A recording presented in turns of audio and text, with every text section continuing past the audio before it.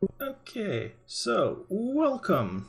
This is a one-off that we are doing based off of the Star Wars stuff.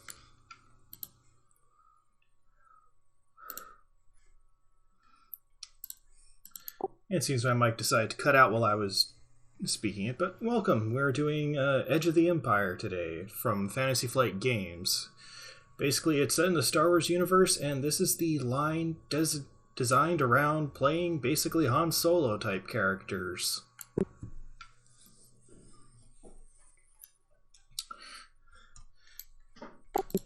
So today we've got Oblivious, Sani, Space Jawa, TheStratovarian, and Winged Cat as the players. Why don't you go around and introduce your characters for this? Okay, I'm playing Tanis Civilian, a bounty hunter. I'm playing Dr. Madhi, like a former doctor who got stranded on death for me during the Clone Wars.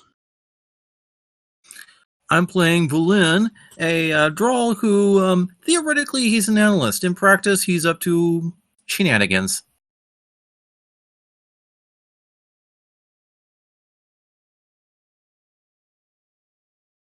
And I'm playing Squeaks, a verpine droid tech.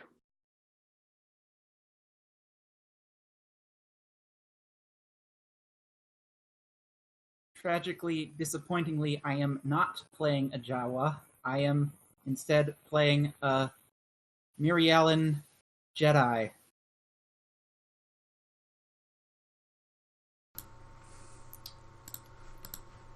So the plot for this is basically we were doing an intro session for this, but we're changing the timeline. So currently it is approximately, let's say, 6 months to a year after episode 3.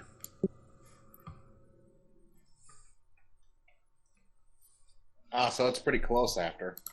Yeah. Well, I think you initially said between 6 months to 3 years, so... Yeah, because normally the way this game would actually be set about maybe a year before the Battle of Yavin to a couple years after. Yeah. So at least in my saying it's like basically when Disney Rebels to episode 6 around about is the time frame for Edge of the Empire. yeah. Right, but what we're doing is Order 66 is still a somewhat new thing. I mean, it's established, and Jedi are now the evil, but it's still the early side of the Empire.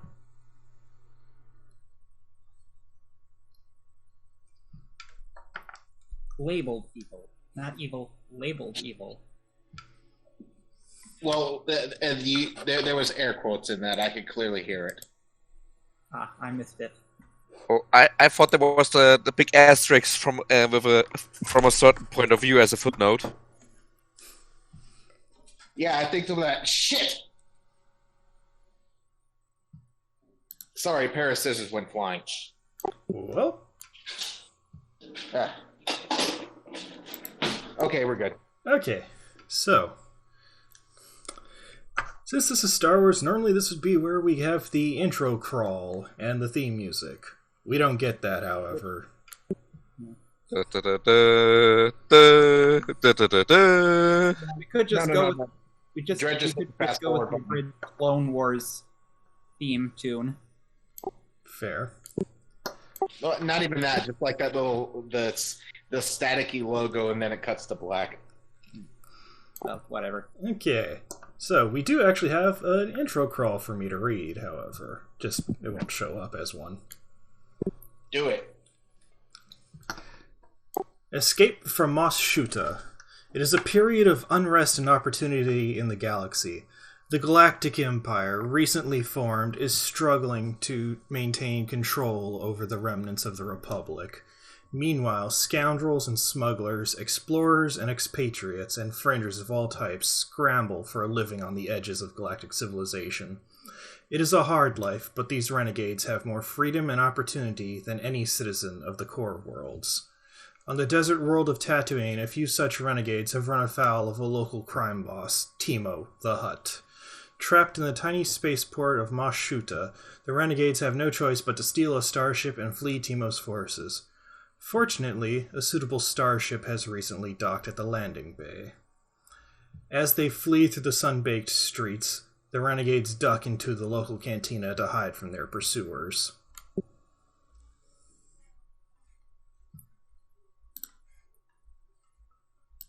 So we already know each other then.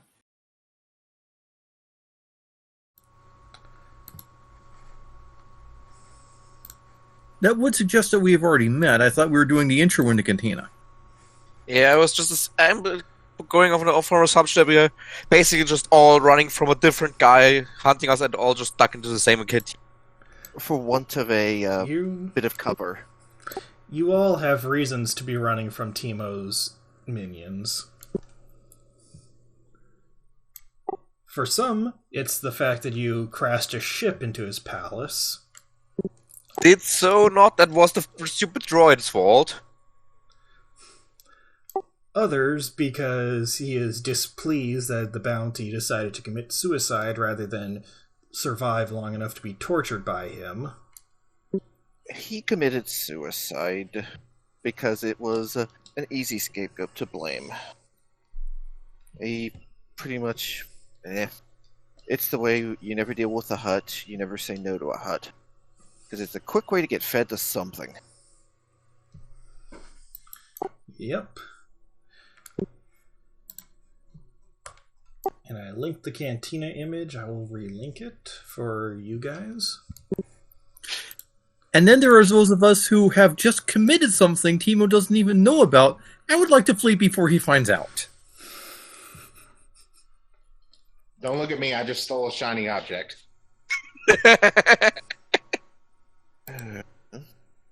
I mean, who can blame you? It's a shiny object. Yeah, it's basically the what's left of the droid after Madhi got pissed at it. There's much left of the droid. The only thing she did is stab a scalpel through its CPU. That's easy to fix. Okay. So So, did you want us to go like in any particular order, or as we sort of were?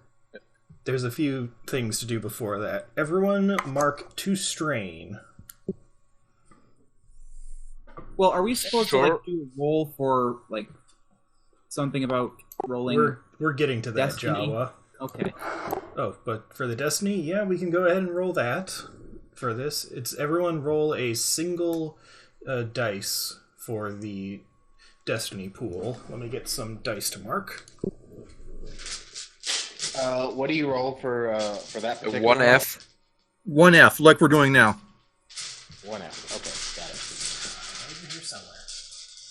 Crap. I clicked on the wrong thing. Let's see. Dice room.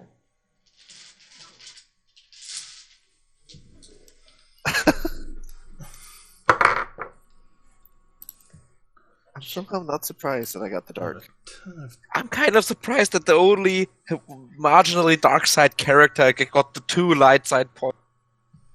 See, roll gen 1F.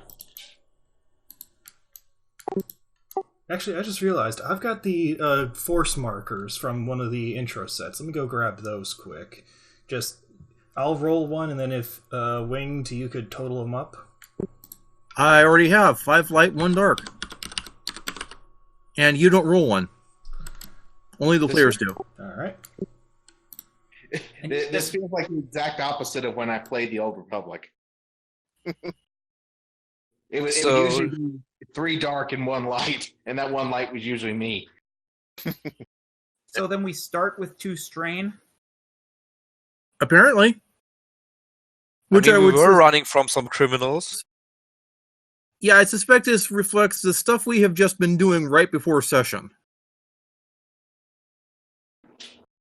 Could I make a stealth check to potentially like say he's to potentially counter that? Like he's being sneaky rather than if the strain is more that for how long you have to be on the run. It doesn't matter if you just run straight, on a marathon or sneaked. You've been on the run for a while. A fair point.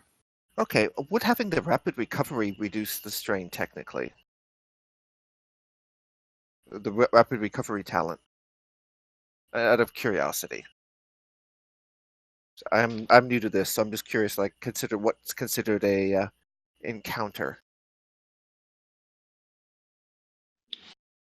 I guess that depends on whether or not this whole session counts as one because of the circumstances, or if it just means like one. You typically have multiple encounters per session. Okay. Encounter. It's kind of synonymous with a scene in other role-playing systems. Okay, thank you. I was that I can put into the proper frame of mind. So, like, after we deal with like whatever's here, I could use the rapid recovery. Okay, Right. Thank you. That's what I was. God damn it! Everyone's playing Pokemon. They want their Womp Rats. No, I'm just mad because I'm too broke to afford it right now. And then I saw on the shop that it's like, well, we have a digital double pack. You can pay to get both. And it's like, I can't even afford one. Same, Obi, Okay. same. So, Should I'll we admit I have describe and introduce our characters a bit more as they jump into the cantina? So, actually, I'm curious as again, like, what is this like when we roll this way? What does it mean when we roll light or dark for? okay, So this is the starting Destiny pool. Go ahead, Dread. I was going to let you do it because you were starting it, but yeah, basically this is the pool of Destiny points for the session. There is a total of 6. Currently there are 5 light side, which you guys can spend, and 1 dark side, which I can spend. Okay, so I gave the GM memo. I'm dandy with this. Yeah, but if the GM uses it, turns into the light side point we can use. And if Okay. we use the light side, then it flips to a dark side that the GM can use. Okay, so it's basically cyclical bennies. Okay. Yeah. For instance, you might spend 1 to upgrade your check once, and in fact, for particularly dramatic rolls, it is typical that you'll upgrade your side, and the GM will upgrade their side for a net 0 spend. Gotcha. There are a few other uses, but that's the main one. Okay. I am flipping to it in my core rulebook right now to say what the various options are. Yee.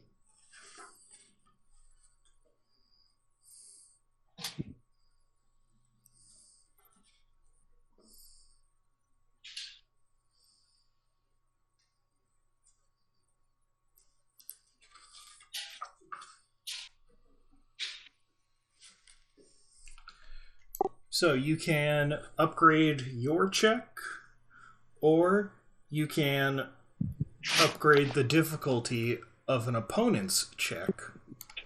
Yeah, that's basically when you're attacked because you don't have a defense roll. You're just setting a difficulty for being hit. Okay, like basically if you're dealing with like a rival or nemesis on the flip side of things. Yeah, Basically, more or less. Yeah. you act as the... Okay. When you're the target. And Gotcha, you can gotcha. actually use a destiny point to establish something. Like, say, the example here is you land on a planet with a toxic atmosphere. One of the players spends a point saying, "Good thing we remembered to pack those breathers," and basically Okay. that way they have it on the ship available. A set scene piece. Gotcha. Okay.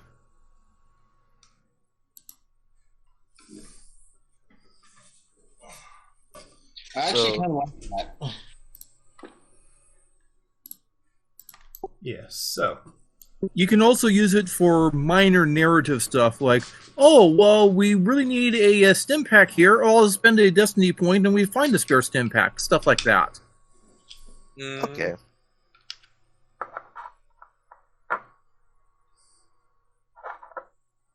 But yeah, let's if it's all right, I'm gonna go start the roleplay. And so as Madhi jumps into the cantina, she's just I can do a little more intro for it if you Sure. wish. So you start with the two strain from the run at this point, and then you step down a short flight of stairs into the cantina's shadowy common room. The cool air a blessed relief from the scorching heat of Tatooine. The devaronian bartender pauses in his chores to stare at you, his devilish features intimidating. On a stage against the far wall, a Twi'lek woman dances to recorded music. Private booths line the walls, and the cantina floor is scattered with tables and chairs. A few patrons turn in their seats to stare at you. The only other exits you can see from there appear to be a storage closet in one corner and a doorway behind the Twi'lek dancers. The arched roof above you is supported by thick, heavy struts. You only have a few moments to find a hiding place before Teemo's thugs arrive. What do you do?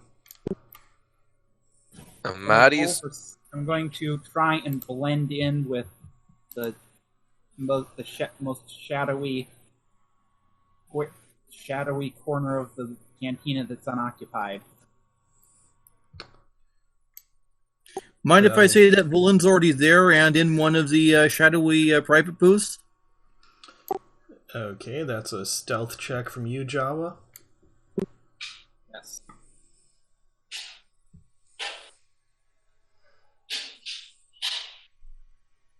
Are we waiting for other people to describe their actions first? Or No, I'm just letting you roll before I say anything. Yeah. Okay, so the way this works then is, for the good parts, I take the stealth. I've got 2 in that. That's linked to agility. I've got 3, so I can go 3 agility, then 2 stealth. So one of the... If you've got 2 ranks in stealth, and you've got 3 agility, you'd have 2 proficiency die, 1 ability, I think, is the right terminology for it. Yes. Yes. And then what's the difficulty? 1 easy difficulty. The benefits of not having bright white fur. Yes.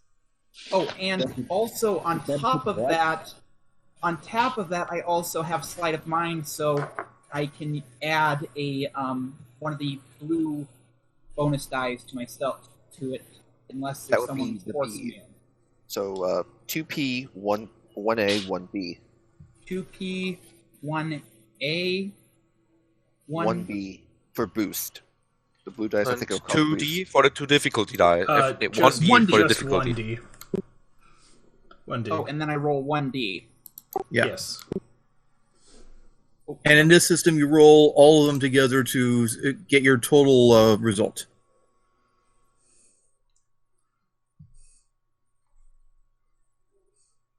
And we have a failure, but with an advantage.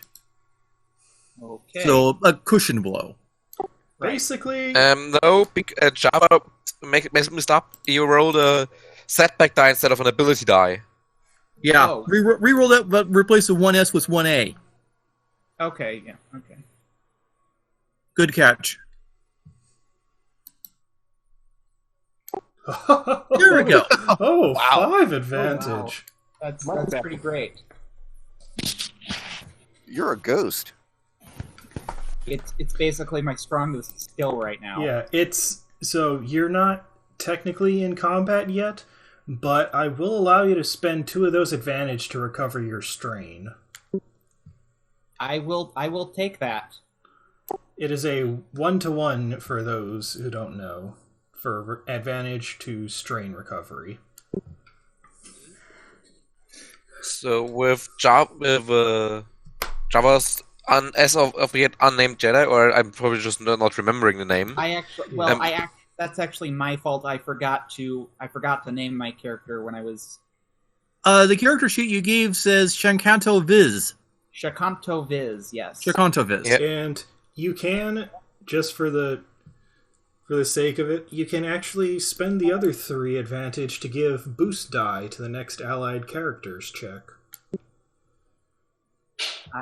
I will do that. Sure. How about well, as he comes in, he is subtly able to. He crosses in a path that like gets people that. He Makes a bit of a distraction for everyone at the bar.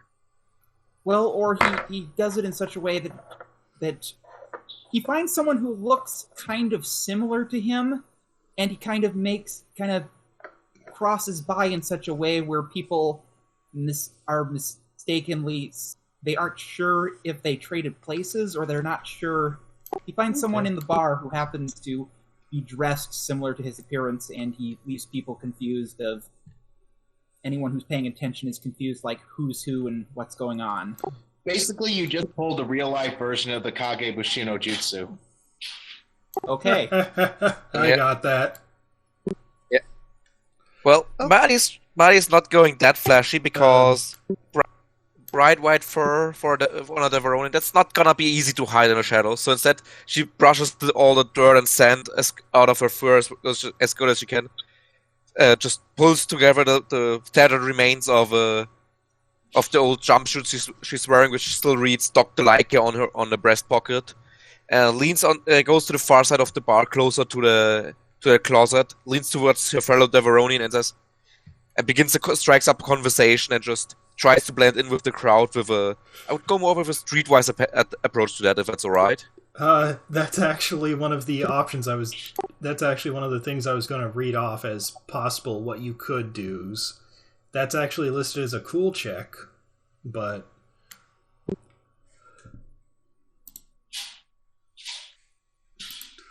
You said that there was like a storage closet or something? Yes. Because what I was actually planning on doing is, like, if I was looking for a place to hide, I could probably find my way into, like, a storage cabinet or something, and just basically lock the droid in one and lock myself in the other one. Both of you are taking some of the other options you could do. That's a mechanics roll for you, Obi, so I don't think you're going to have much issue. So just a question, what's the difficulty on the streetwise check to blend in? It's all these checks are easies. Good. I'm just gonna grab one of the free boosts that Jawa gave us. Okay, because basically the way I was gonna do it, he's got the well, if it was only a scalpel blow, then it was probably just a slightly smoking remains of a droid, kind of slung over.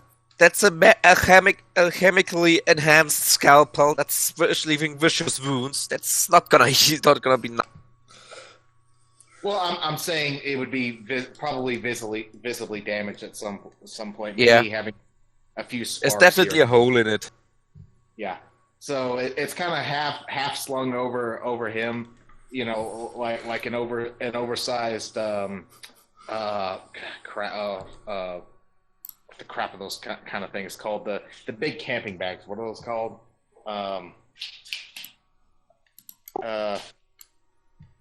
Basically, it's like he's got an unwieldy sack over his back, kind of half walking, half dragging this thing down the stairs.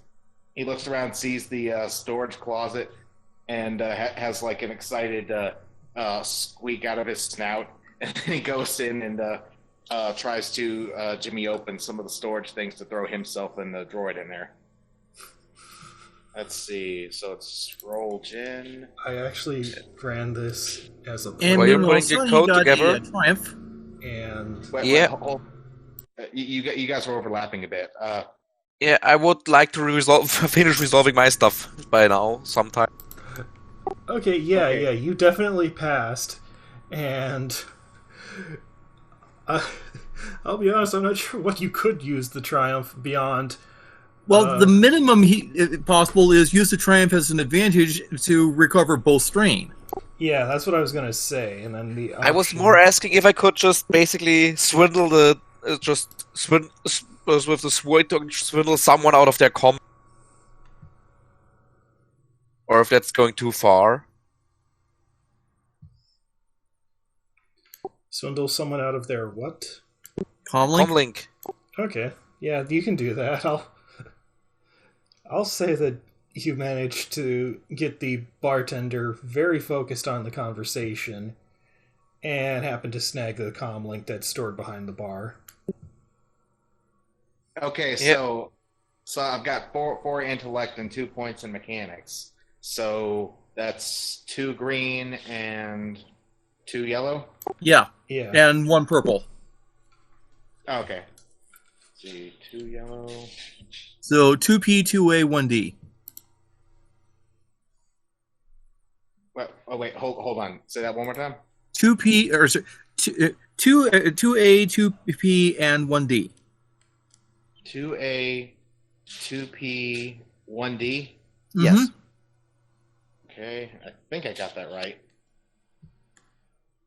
You got it right. And you succeeded. Yeah. Yeah, so the same thing. You're recovering your strain and hiding easily.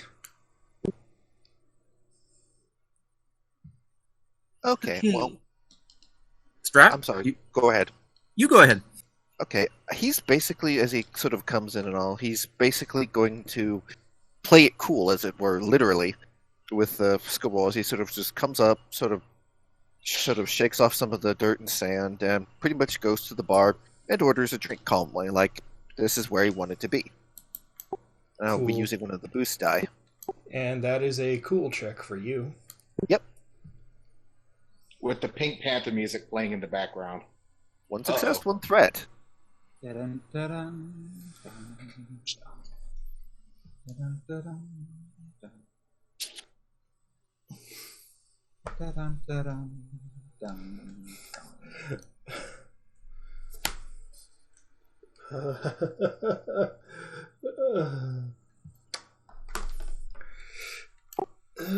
What that threat will be used for is you're actually losing another strain.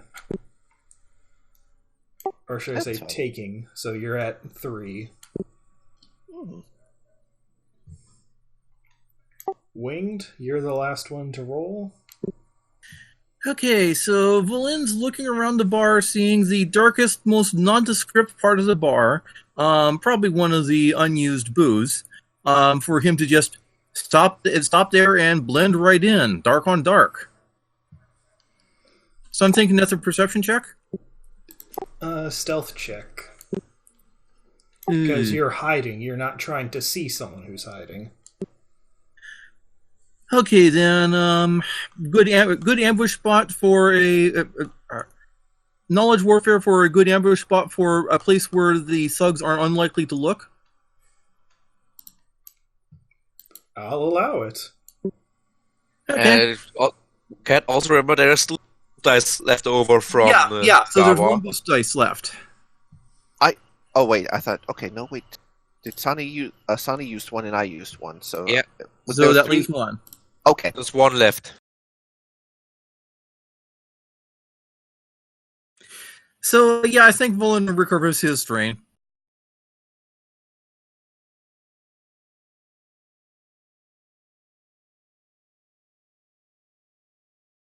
He's not even shutting up the bar. He's just being there and being somewhere where they are unlikely to look before he can swap out behind them.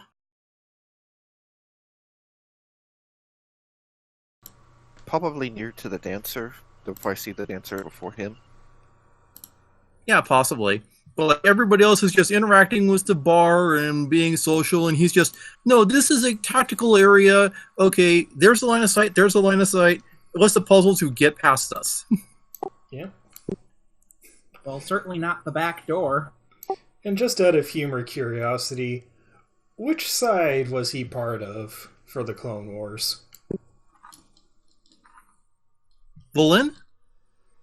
Yeah, like, that hasn't been decided, but since it's so close, technically, he could be someone who was part of either side to get that knowledge.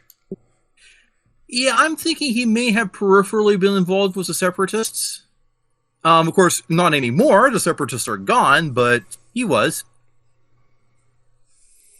Actually, wait, no. We had decided he was part of the Republic, and he was in training to be a Republic pilot, and then the Imperium came along and he was out. But technically he was on the Republic side.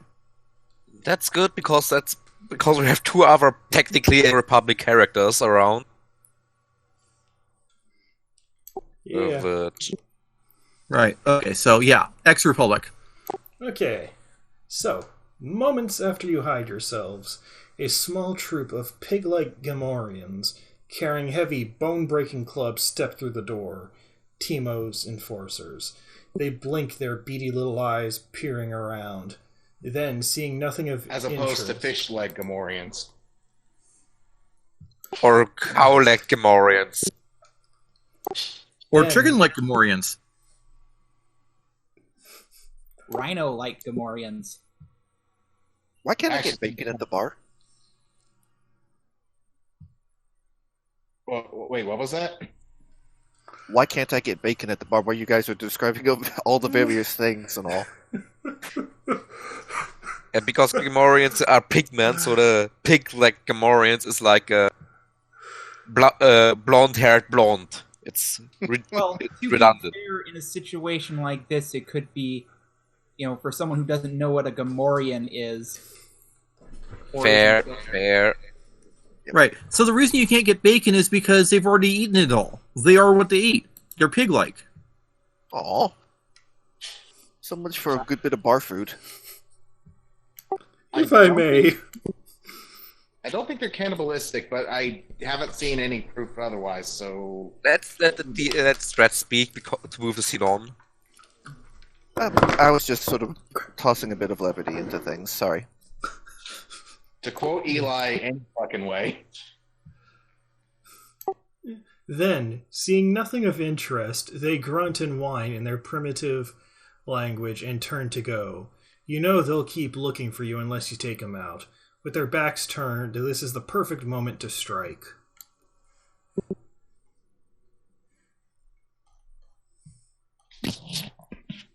Okay, guys, important question. How dead do we want the Gamorreans, and how important is it for us to not draw attention? They're all together, yes. Like, pretty clustered. Yes, however, let me just lay out the scene for this. Basically, we are not rolling initiative for this. It is determined slots. 3 players go, then the NPCs, and then the other players. So decide who's taking the Well- first 3 slots. Strat, you have that big fuck off AoE stun gun, right? Yes, that's what I was basically, since he's Then sort I of would looking at their... a suggestion for mine: you go first with that, and hopefully take out all of the Gamorreans. Yeah, like basically since they were sort of looking around and all, he was basically, because I have the sneak lets me have the quick draw talent, I could literally sort of just take a moment, sort of push myself back, technically raise the rifle and just fire like that with they're all pretty much right there with the ranged heavy. Question: does anyone else here have a ranged weapon at hand? Well, I don't. I do see a good, not only roleplay, but also mechanical boost advantage. I see Strat's character and slip in just long enough to advise him. And we're not Who's there? doing actions right. We're just organizing who's going when. Let me finish. Yeah. I notice him aiming. I slide up next to him, say, aim there, and thus I resolve my valuable fax action to give him a triumph when he actually rolls the attack. That sounds interesting. Mm-hmm. It's saying you've got to roll a average knowledge check for it. Right. Knowledge warfare, right? Correct. Okay. Strat, no, he meant me rolling it. No, I'm just trying to get my dice and all for Okay. things. Like, Mhm. I'm just trying to calculate what I need to do. 'Cause I'm trying to get Brett, used to the just a dice. question to clarify: do we get just an action or a maneuver and an action on the time slot? Maneuver and action. You can take... I'll have to look... It's 2 or 3 strain to take a second maneuver, or you can It's convert... great, but I just need Yeah. one maneuver, Yeah, and because so- then I would ask to get the second slot if any Gamorreans actually manage to stay standing, Technically, unless the third the rest of Technically, the third slot. I'm taking first, Strat's taking second, but then you can get the third before you move. Yeah. And hopefully Strat gets them all, because if they stay standing, Madhi pulling out her bow out of nowhere is gonna draw some attention. Okay, so Strat, that maneuver succeeded, so you get +1 triumph. We can just note that, and then my 2 advantage are spent, giving you 2 boosts. Okay, so 1B 2A, and then what's the difficulty for this check? Where are you standing? It actually has the difficulty depending on where you are. I probably would be about since someone else had taken the one spot near, he'd be about the middle of the bar. Like on the stools and all at the bar. So he'd be about the middle there. So that's short range, according to this. Yep, which is, just 1 difficulty die, so... Good lord. And if you want to spend your maneuver aiming, that's another boost. Yeah. So you'd have 3 boosts. I have a free one because I can take it. I can take the shot as an incidental, or take the gun out as an incidental.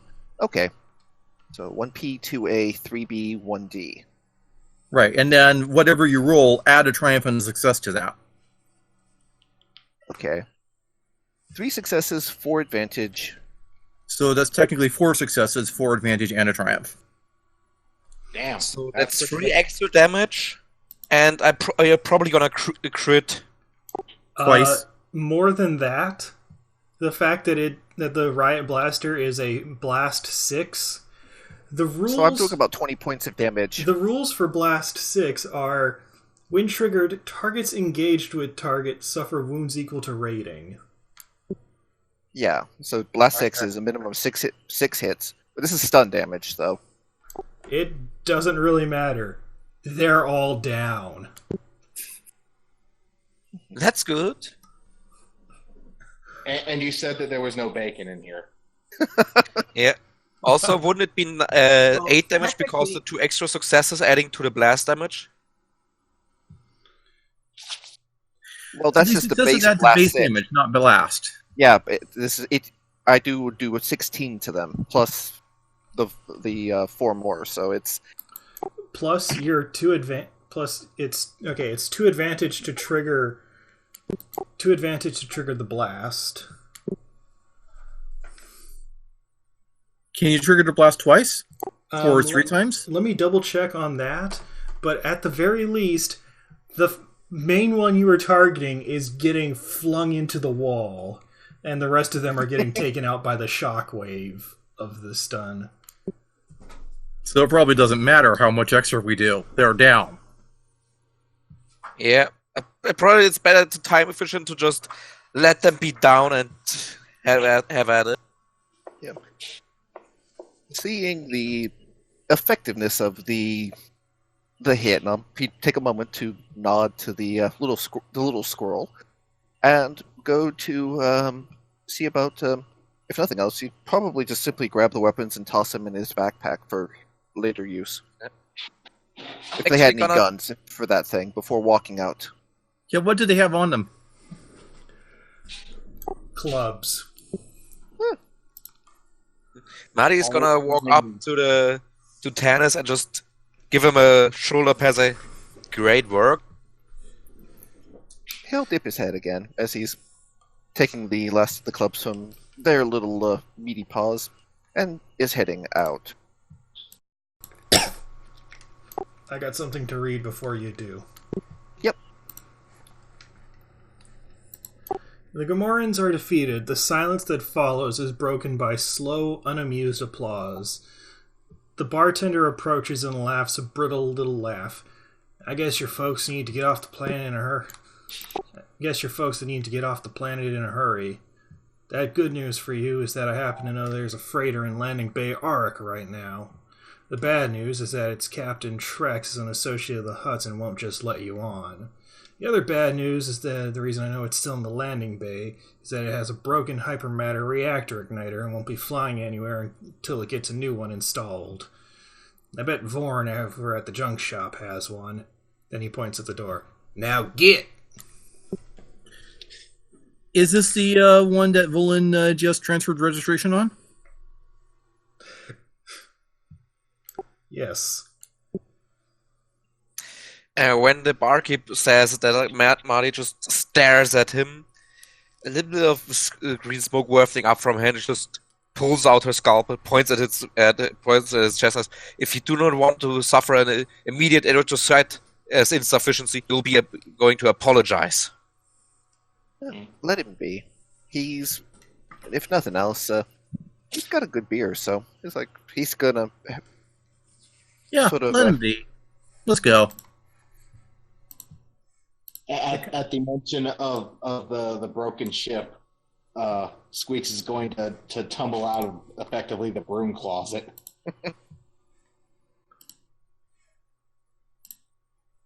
Shakanto is going to casually stand up and walk out as if nothing wrong, and if he's, he was totally supposed to be there, and there's no reason anyone should care that he's walking out. Once Tanis, our bounty hunter, is leaving, Madhi is just gonna follow him. Someone with such a big gun is always good to be around, as long as the gun is not pointing her. Yep, and I have linked the image of the streets of Mos Shuuta. So we're at the cantina to the south, then, yes? A little bit southeast of the traders?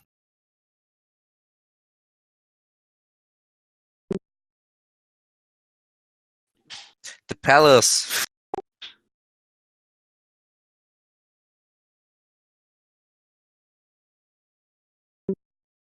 As I said, it's politics as usual. All right. So let's see, the junk shop. I find myself amused that the Dewback Stables is using a cliff as a de facto fence. Well, it's an easy way to shovel the shit. Yeah. Vulyn follows the group out, and then once the group is outside and out of immediate earshot of the bar, adds in, "Well, must be my lucky day. Looks like I got a crew, and it's your lucky day too. It's not up to that captain to let us on. I just stole the ship and all the access codes. If we can get that hypermatter, if we can get that hypermatter motivator, I can get us on board and we can get out of here." And Madhi looks at the drall, looks him over, and says, "Well, at least you're not a droid pilot." And just as the funny note, yeah, it's basically a space spark plug for the hyperdrive. And then Squeaks pipes in, "Any of you know how to install it?" Yes, I was going to be looking for a crew. If you guys have pilot and engineering experience, you can come along. Madhi just points at the Squeaks and says, "You never met the verpine, did you?" He is the verpine. No. She looks at the drall and just with a thumb points over to Squeaks, indicating that's the verpine. Those are the best techs you can get. Technically, kind of yes, because the Seleuci are not included in the regular species. Good enough for me. That's the stereotype she grew up with, so no reason to overstay my welcome here. He's going to take a bit of a detour down the alleyway to the right of the cantina, and sort of head up around into the left towards the junk shop, as he's sort of letting them talk, before finally, I guess, take a moment to sort of gesture to each of them, and just simply goes, "I can't keep calling you by your names in particular. You got a name?" Call me Vulyn. Well, if you wanna get fancy, and Madhi just cruises through one of those. Of the packets of what's definitely once was the part of Aurora, which it's just the west left now. It's tattered, and she pulls out a doctorate that's definitely been chewed out by multiple creatures, and still reads Dr. Madhi Like on it in a sense. Dr. Like, medical services at your service. Gotcha, Doc. I'm Tanis. I'm a collection agency specialist. Now, if this is really their first time meeting, I think Shakanto is kind of off to the side where he's more he's more eavesdropping on what these other people are saying.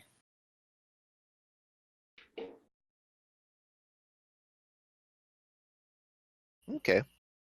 And All you're right. So basically- the you're basically cantina kinda tender taking out- mentioned that the junk shop, right? I think it was just to the north. I'm sorry, Jawa. Go ahead. Well, and then as they go, he's going to basically be shadowing them. So, Can I roll perception to notice that I'm being followed? Would that be perception or vigilance?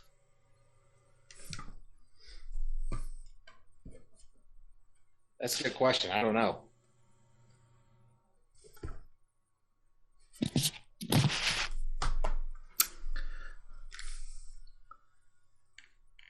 Huh. Time to check the book, but honestly, I don't think you really need to roll that for this. You're not really trying to be like hiding. You're just sort of following at a distance. yeah, I mean, he's kind of like following behind where he's... I meant that more in a general way, not just for Doubter, but if there's any hidden bounty hunters or other fucks sneaking after.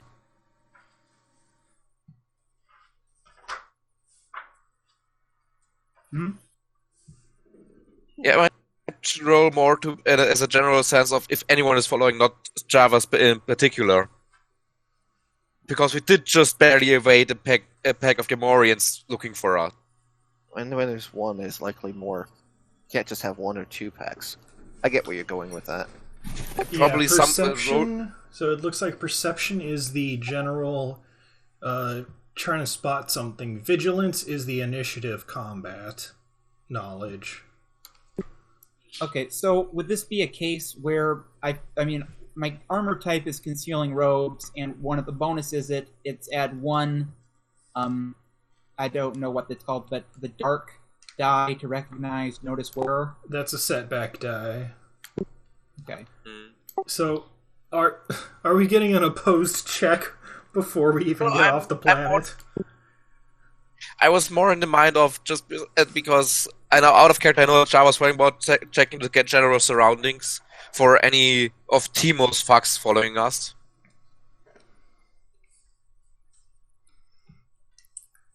Basically thinking like we may have attracted attention. Like just double checking to make sure nothing else was coming this way. I think was the approach of it. Yeah.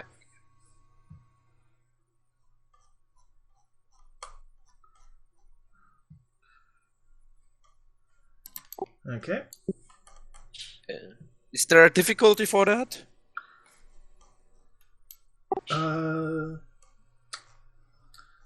It would be an average difficulty, but I will just say that there is not at the moment. Okay. Because let's you know you don't trust a Gamoran with a comm link, so if they're gonna have to wait until they would have checked in to start looking. Yeah, but there's always the possibility of have someone more sneaky, like say a Rhodian, following at a distance to the Gamorrean. True, or a Kubaz, which Obi would be very, very unhappy to see, or Squeaks, I should say. Yep. I mean, basically, there could be a bounty hunter along that's following the trail. Is there anybody that really likes the Kubaz at all? Well, presumably the Kubaz like themselves. Yeah, more in this case, Obi, it's because they're insectivores. I remember reading once about, like, there was once I'm not sure what the source was, but, like, mention of a plot point where war nearly broke out between the two that included someone making plans to sell verpine parts to the Kubaz. Yeah, I remember reading that too, so... Yeah, it's a delicacy, apparently. The things you learn. Granted, biology, people. It was probably the Trandoshans that were going to sell it. I somehow could see that. I mean, they'll hunt almost anything. Yeah, for the scorekeeper. All Just- right. Anyway, let's get out of Dodge and into the junk shop.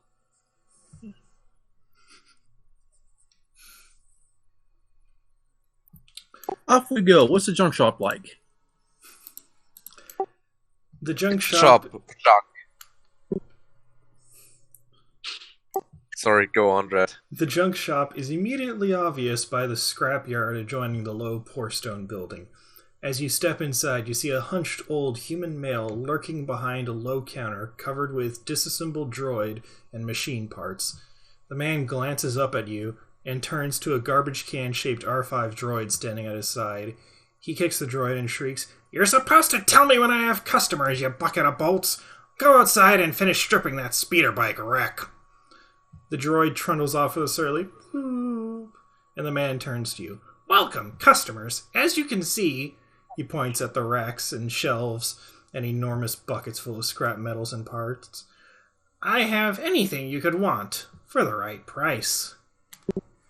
I feel like I should note at this point that Shakanto is waiting outside the front door. He didn't follow him in. He's just waiting out the front door. He's kind of looking like he's just casually supposed to be there. Sure, Pretending guard to be the a place. bouncer at the junk shop. What? Pretending to be the bouncer of the junk shop. No, just someone who's waiting for something. What isn't specifically clear, but he's just, like he's standing there waiting for something. Vulyn goes up to the counter. Hi, we're looking for a hyperdrive motivator.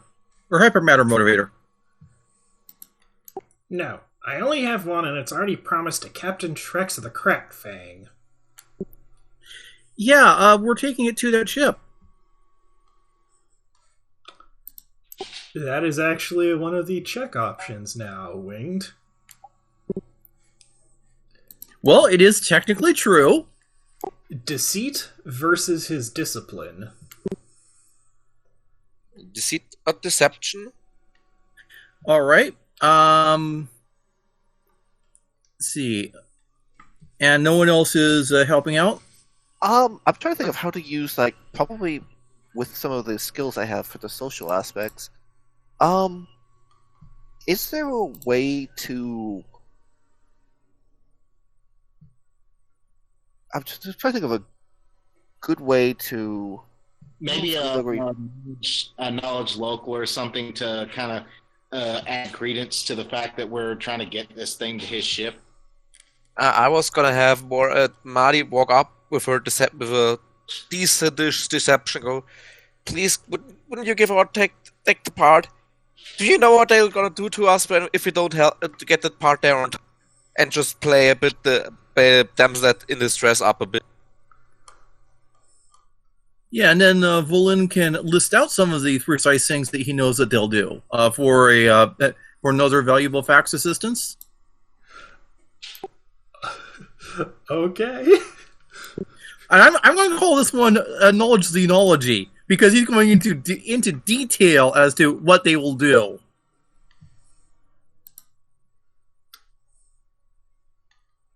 If that works, what's the difficulty on the assistance? Yeah. I'm gonna say that's 2 boost die to the deceit roll. No. I'm doing that valuable fax thing, yeah. knowledge maneuver or a knowledge check to give a triumph. Oh yeah, do that. Okay, how many purples on that? 2.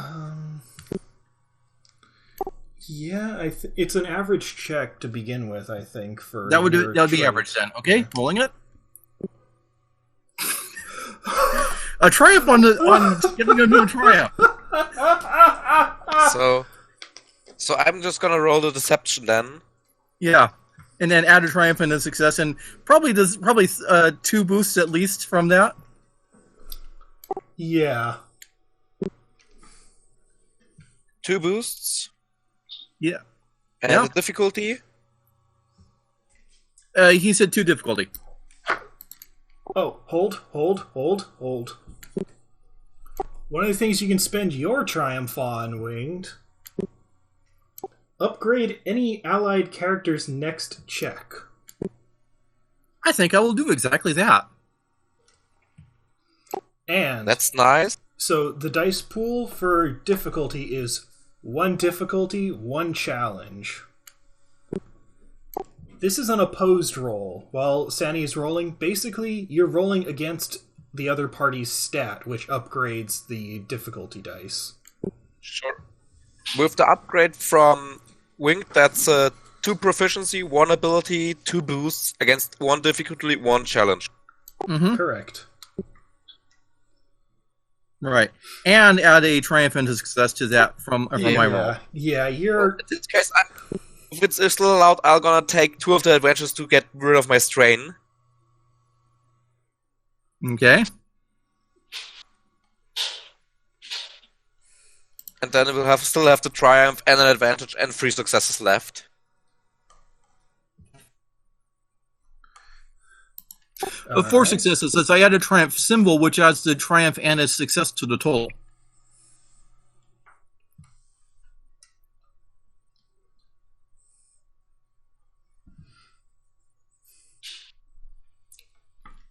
So what can we do with that triumph?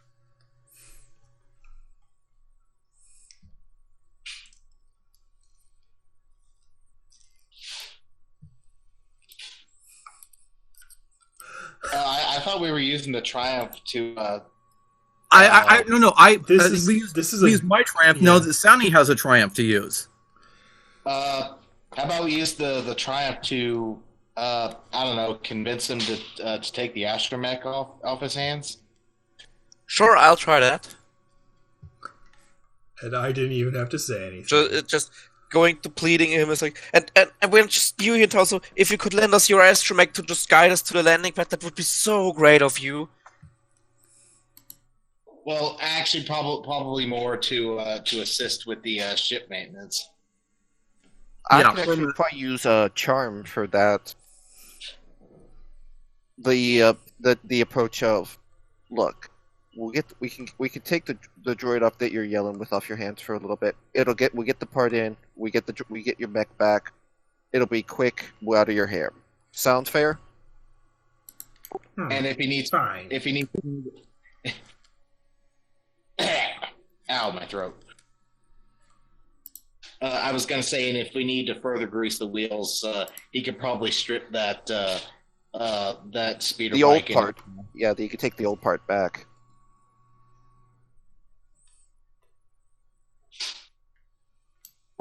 I could use negotiation or charm here, whichever you prefer. They're pretty much the same role. At that point, he's basically convinced, just with the 3 successes on getting the part and then adding that in. Yeah.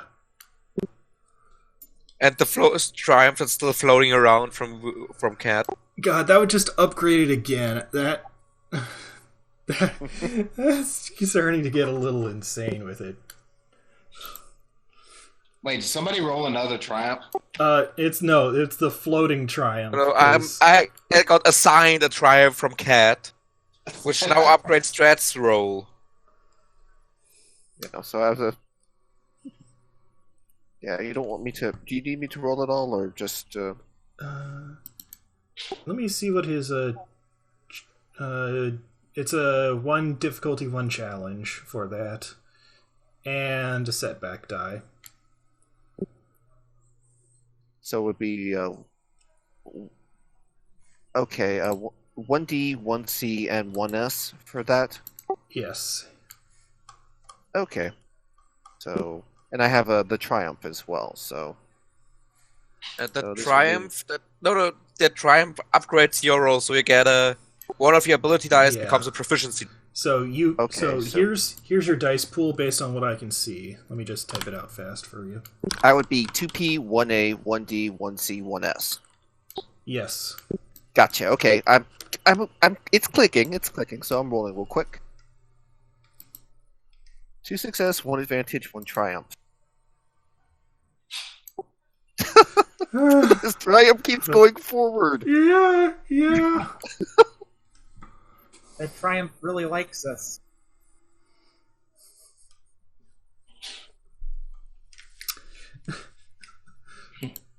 Okay, so yeah, he's convinced to have the droid help put in the part. Okay. Can I use any excess to sort of drop my strain a little bit? Yeah, you can. Okay, I'll take it down by 1. And he's going to go ahead and mosey his way back to where the droid is, and just sort of say, "Come on, little guy, you got a part to help us with."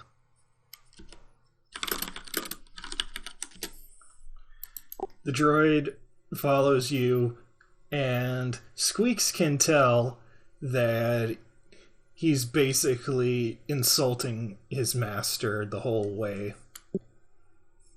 Quite He's now creatively, former too. master. Question is there any sign to see if the droids belong to one of the armies in the Chromos, or is it just the old astromech with a... It's just an old astromech. Okay. There is a grudge to be upheld here. Specifically against separatist droids. They're very commonly referred to as trash can droids. Alright. I will be stepping... So they're leaving the shop right now? Yep. Yes, I will be stepping out for a moment. Then the next step is, releasing the controls so the ship can actually launch once it's repaired. So that's spaceport control. Yep. I will put that map up and step away for about a minute. Okay. So, we going full murder hobo in there, or are we going there with a strategy? I mean, Well, if we're going with the plot that was established, then Vulyn already has a legal claim to the ship and can mostly skip through the scene depending on how much the captain acknowledges the claim.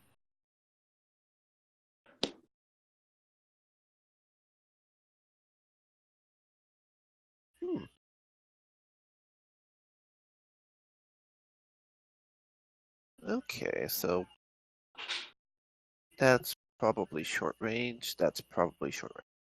Okay. Well, depends on... Probably the big thing is basically we could probably just play up the whole whatnot, but I guess as they're leaving it all, the fact that the droid is sort of doing the little chatty bit of the many ways in which I hate you kind of thing with the previous guy. See, you went with the green people, right, Jawa? I'm trying to think of what they're... If I'm Mirialans. Mirialans, yes.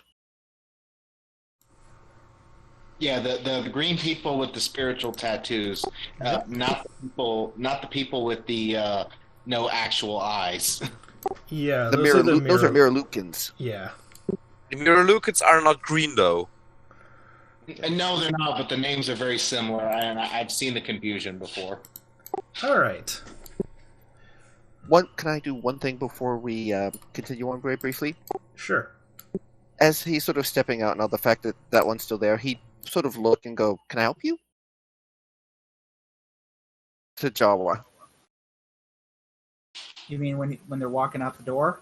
Yeah, considering that you've sort of been following us and all. Well, are they aware? Are they aware he's been following?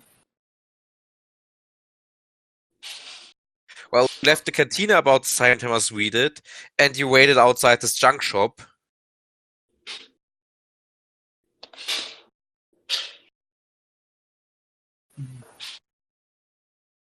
I'm sorry. Are you talking to me? Yeah, he just sort of... No one else that's sort of been moseying with us.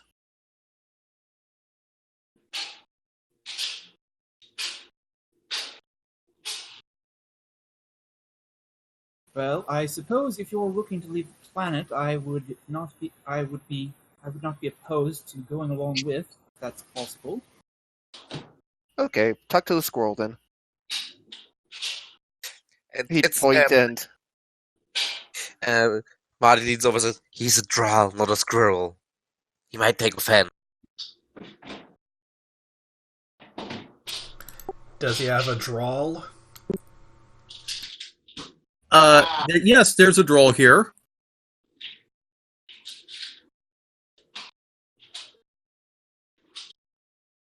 Sorry, I had to... And the droll doesn't seem to have been taking offense, but he may have just simply heard that name often enough. I must say, if your friend is a squirrel, he is an awfully large squirrel. Good genes, I suppose.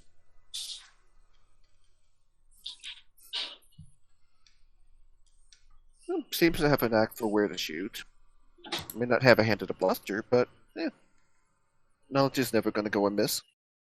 So you're leaving then?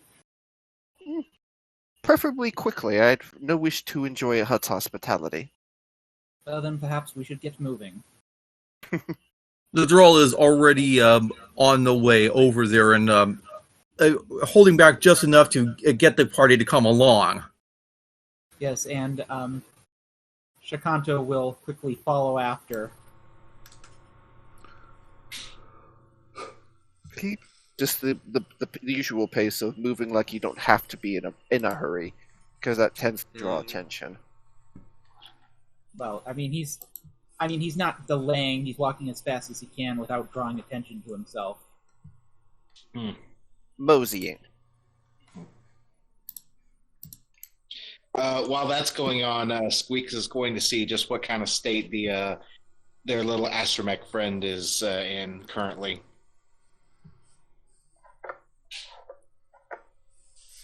Because he's got the feeling that the junk shop owner doesn't know which way is up with maintenance.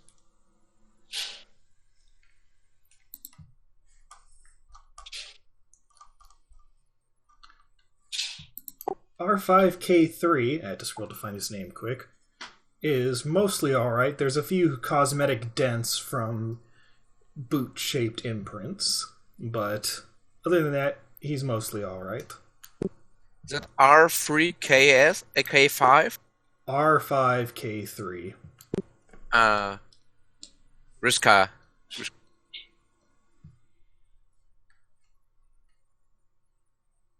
And he's going to be chuckling at all the insults to the junk shop owner. I gotta say, that's a pretty powerful boot if it's leaving dent marks in an astronomic unit. Durasteel on it. Well, it might also just be what the hell is it? Long term. Yeah. I was gonna say the nice way, continual percussive maintenance. Yeah. But at the is Sabbath was Java's character actually making the comment out loud, or? No, he's not saying Okay. that out loud.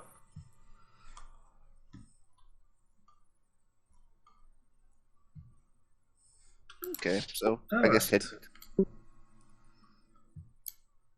On to the next step in the quest. Whoosh. The spaceport control facility is a low, squat building clinging to the edge of the Mos Shuuta bluff. The front entrance stands open, but a pair of spaceport security droids stand at attention. See, You cut out there. Yeah, I saw I did, and it's like crap. I have to switch on to the Discord side. A pair of spaceport security droids stand at attention. If you're going to get off Tatooine, you need to disable the docking clamps holding the Krat Fang in its landing bay. And you can only do that inside spaceport control. You'll have to either get past those droids somehow or find another way in. What kinds of droids are they? Spaceport security droids. It's a generic term for them. I have no idea the exact models for them, but they're security guard droids. Vulyn just walks right up and tries to walk into the office. They block your path. Excuse me, I have business with my ship.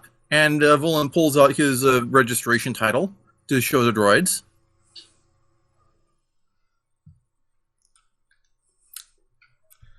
This isn't even deception.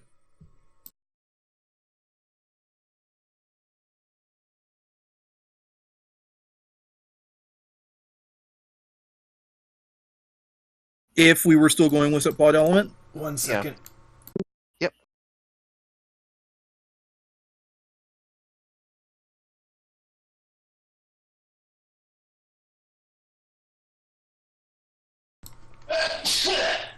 Bless you. Okay, had a little coughing fit myself. So Yeah. Question: would there at this point be an established either republic, would be the republic peacekeeping credential, or would it all be imperial at the moment, given the time frame? it's It sort of should be imperial. yeah, but you're out on the stick, so it's going slow. As I said, he's still also a gilded bounty hunter too, so I can use that as well. Like, it's just saying, like, I would point out that I could show the credentials for a gilded bounty hunter. I have business inside with the station master.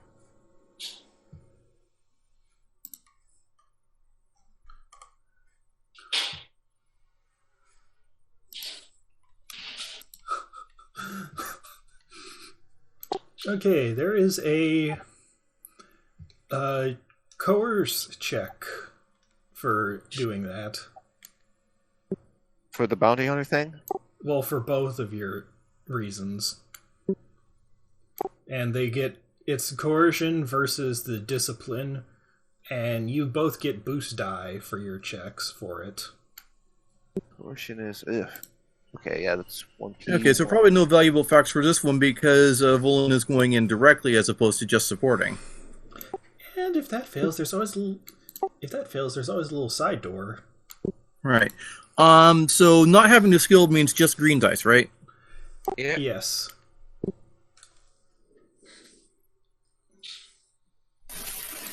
One A. It is 1C for the opposed 1C, side. no D. Correct.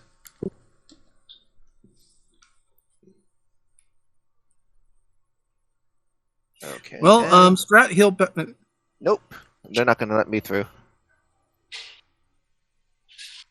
And technically no successes means I can't get through either, right? Nope. Well, in that case, Madhi's just gonna, step, not quite up to them, but close, and just yells, "Step aside, you buckets of bolt!"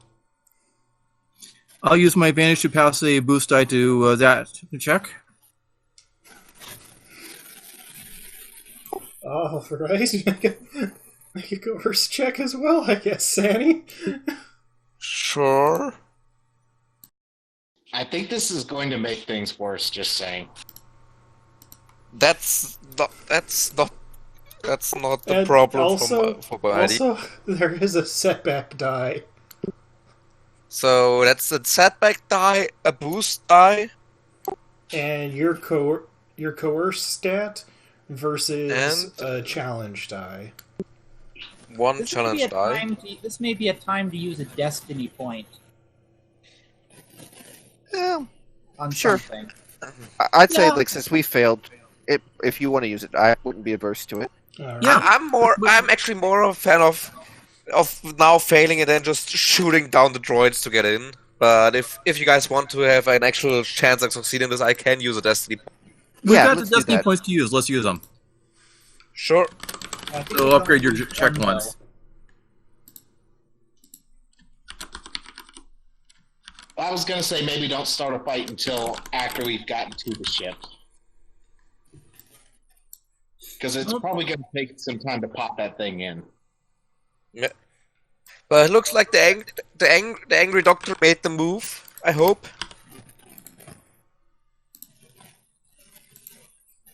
Yeah, it looks like a success. Yes. Threat. Is that just going to be strained to Sani? No, that's going to be a setback die for the next check. Okay. While they're going inside, Shakanto is going to basically stand watch outside, kind of.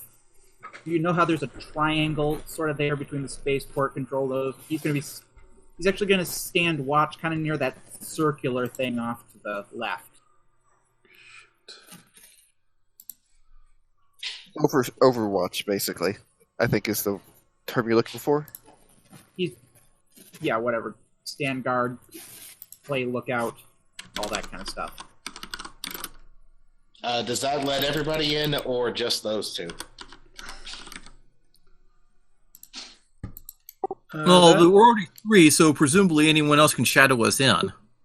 Yeah, give me 1 second. I mean, the exact command given to the drawers was step aside, not let me in, so...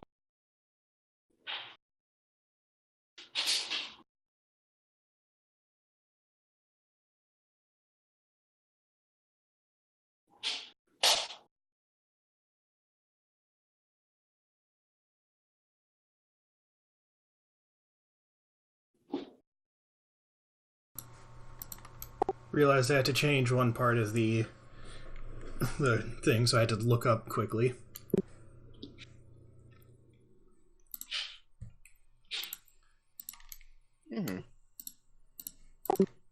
So, you step through the doorway into a large chamber, crowded with computer equipment and centered around a large holodisplay showing a plot of the local aerospace. Standing in front of the display with her arms folded behind her back is a human woman.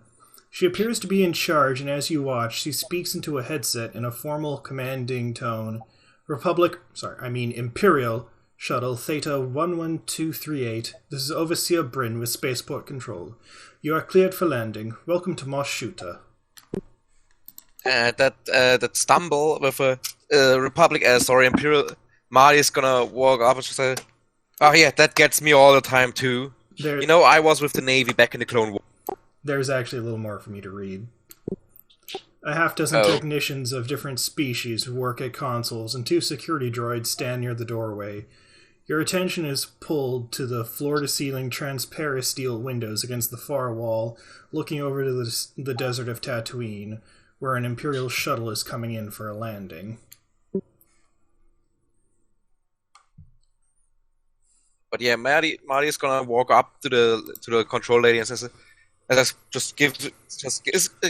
completely being friendly as I gave a shoulder and say, yeah, that gets me all the time with this new empire. I was back with the Navy before they kicked me out because reasons. She grunts. A story of my life as well. So, how do you wish to go about this? With Tanis is actually going to approach the lady. See, he sort of will again show about the Imperial thing and all in particular, as well as the guild things. Like, pardon me a moment. I don't mean to take much time. I can see you're very, very busy, but we need to. I would like to double check on the shuttle he would give where the landing bay was, and for particulars of my sense of work. Far too often you get a pirate willing to shelter a fugitive. I hope you understand. Like, can we make sure that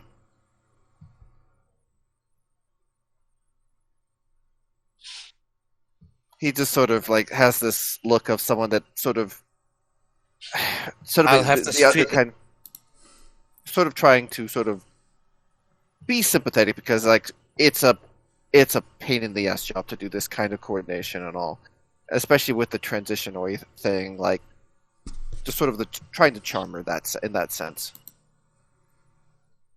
to sort of like give them access to what they need. All right. So while that's going on, any other paths that people wish to question about? Vulyn walks up to one of the workers, shows his registration, and inquires about the status of his ship, and why are there other people on board it right now? Madhi is just chattering at the control lady about all of the good old times in the Clone Wars and all the battles she saw, and just trying to just waff out war story. Okay, so that's going to be a charm on your end. Yep. Coerce on Strat's end.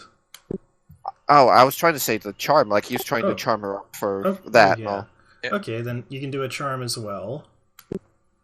Yeah, I was just gonna trying to make a rebuild with Strat to have a give an assist.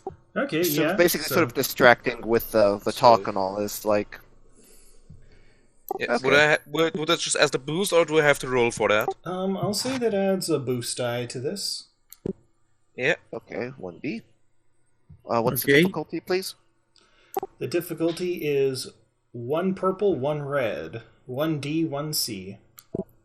1D. And is it the same for me as well?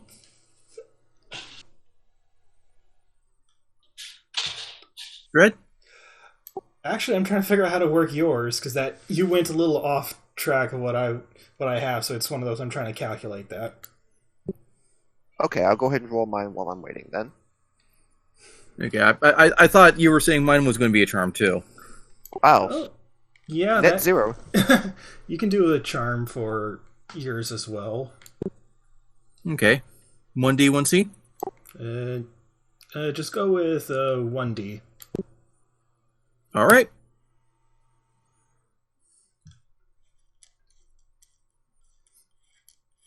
Oh, looks like a success, son.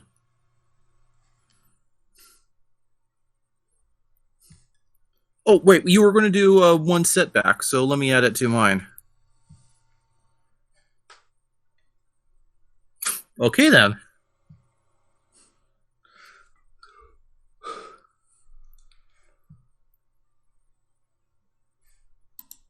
All right. So in that case, the technician pulls up the information, and noticing that the ship is registered to Trex, he passes it up to the overseer. I thought we were doing the plot that the registration is by now in Vulyn's name.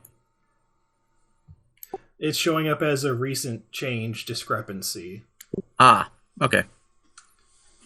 Meanwhile, Obi, Yes. what are you doing? I was actually going to make note of our poor little droid's boot prints and saying, "Hey, it looks like these guys are trying to make an escape, and I am too. Would you want to come with us?"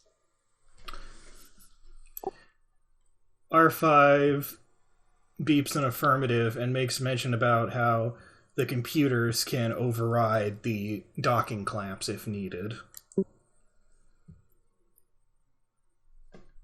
So we're stealing a droid now, too. We are liberating a droid. Grand Theft Astrogate. I like that. No, that's a good name. less stealing. That's like taking a puppy from an owner that kicks it. We're droid protective services, you guys. So that makes us DPS. Yes. Anyway, that does open another option for you guys. As well. I like options. After all, the computer has the access for the docking clamps.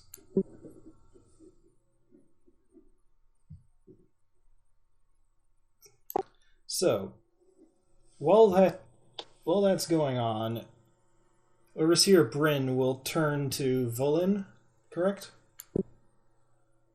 Yes. It says the ship is registered in your name on these, but our docking records show it is registered to Trex. What is going on here? Yes, this has been a recent transfer from Vrex's boss, and perhaps Vrex didn't get the memo yet.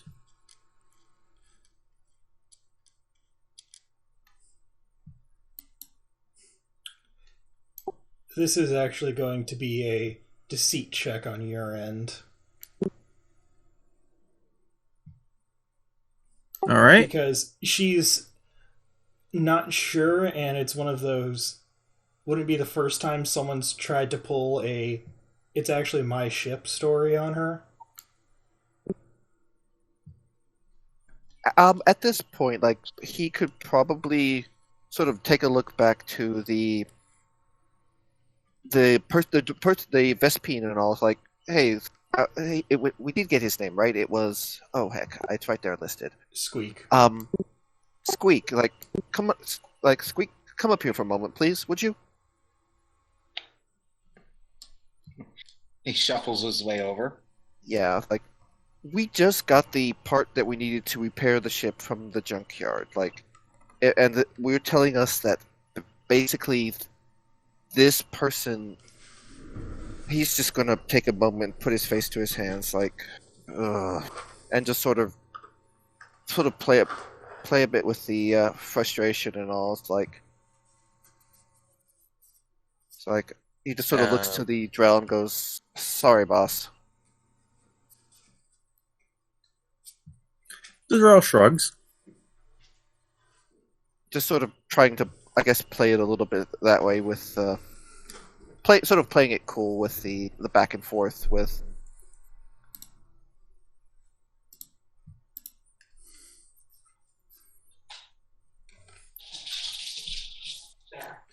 Okay.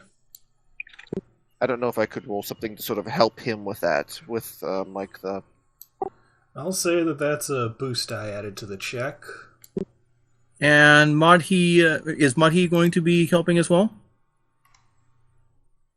Nah, she's just fallen silent. She's run out of stories because talking about how you got shot down with the Separatists is decidedly less heroic and epic. So she's just standing around all awkward like at the moment.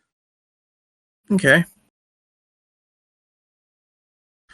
So that's one boost die. Anyone mind if I use a destiny point to upgrade this? Nah, No, go ahead. I won't roll. No objections. Okay, what's the difficulty? 1D, 1C.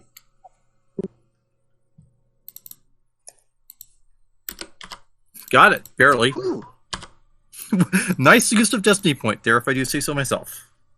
Wow, 2 on. Look at the boost. Look at the boost die though. They counted the failures.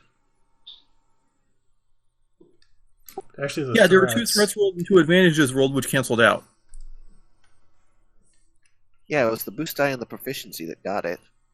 But yeah, the threats would probably have been really, really nasty with an Imperial shuttle just landing right outside. Yeah. Well, a success. Well, it depends if the success is, here's the docking clamp, now go, or sure, unlock the docking clamp. Also, we're gonna tell the effort the next shift. Okay. Well, at any rate, she agrees to unlock the docking clamp and let you sort out what's going on. Thank you. I got better things to do with my time. He's gonna tip his hat and go, "Thank you, man." Okay, so we'll go clear off the old crew and take the ship then. Thank you. And with that, Vulyn leads the way out. Yep, he falls in behind like a bodyguard. Madhi follows. I mean, I think it's pretty much assumed that we all follow. Yeah. And then as they leave, Shakanto will fall in behind them. So, And as they are crossing the tarmac, Vulyn low voices, "Yeah, and this is why I don't mind letting you guys come with, because this is the step that you are going to be handling, and I'm not so good at." So this is... And we still have to wait to go through the town before we reach the tarmac out on the landing bay. Correct. No, the tarmac's right outside the controls, aren't they? Nope. No. Check the map. They're a bit further to the east. They're on the other side of the palace. Oh. wait, We which go past side? the water tower which, and around the slag works, and we'll reach that area. which side of town are we going to? Yeah, to the landing bay A. Okay, well, then, while they're on the streets, Vulyn says that this is the part that you guys get to handle. As a side note, anyone else think it's odd that this town has like 2 landing bays?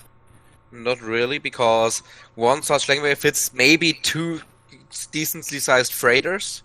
If that. And And there is a other thing Hutt palace. Yeah, so basically, it's for privileged guests, and then for everyone else. Yeah. It's probably like a landing bay. B is probably where the Hutt keeps his private space yacht, and the other one is just for commercial travel. Like And slash 4, there's only so much space around, and they put the landing bays where they could. All too possible. He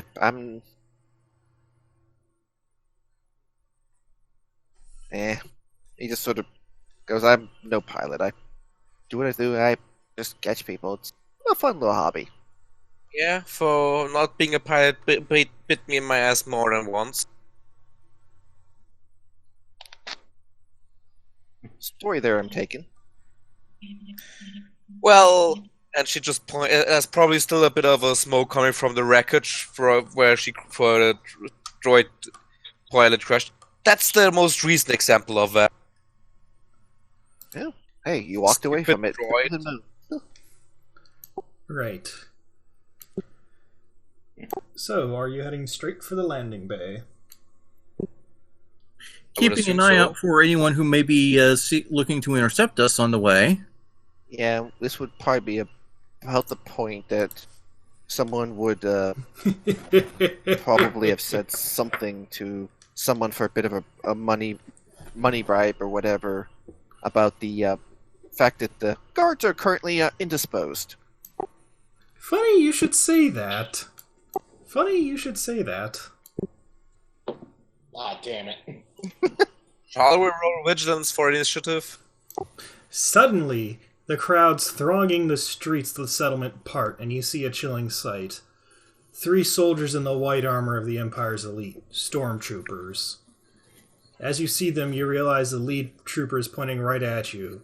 You hear his voice break through the crowd, sending mechanical through the armor speakers. There they are! Get them! As you turn to escape, you see a second group of 3 stormtroopers approaching down a side street. Where are we on this map?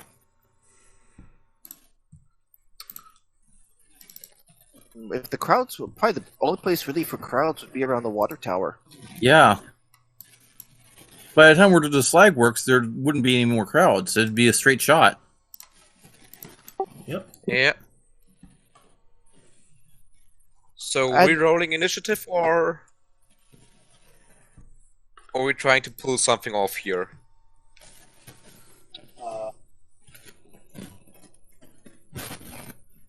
It will be vigilance for the initiative for it. Okay, I have because of my armor, it gives me an automatic advantage with vigilance. Any difficulties or just vigilance? Just a vigilance for initiative. There's no difficulty. Ooh.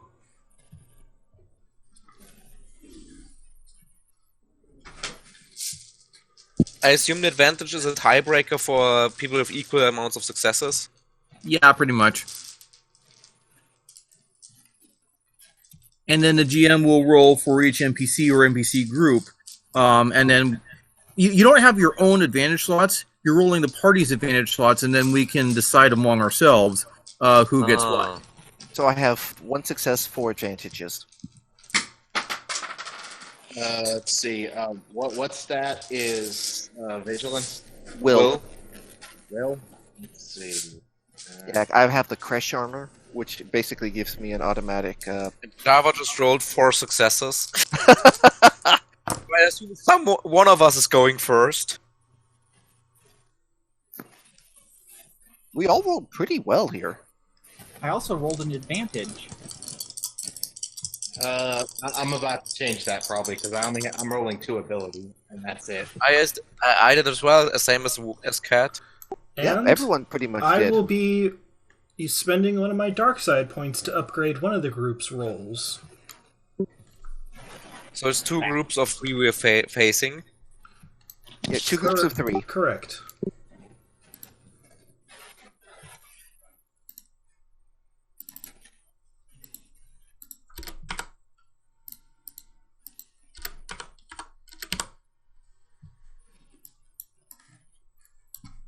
So you're rolling, Dread, or Yes, I'm rolling. I just needed to mark down on the destiny pool. fair enough.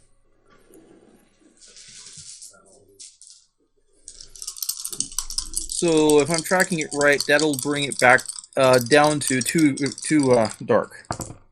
Yep, 4 light, 2 dark. I can't whistle right now, but...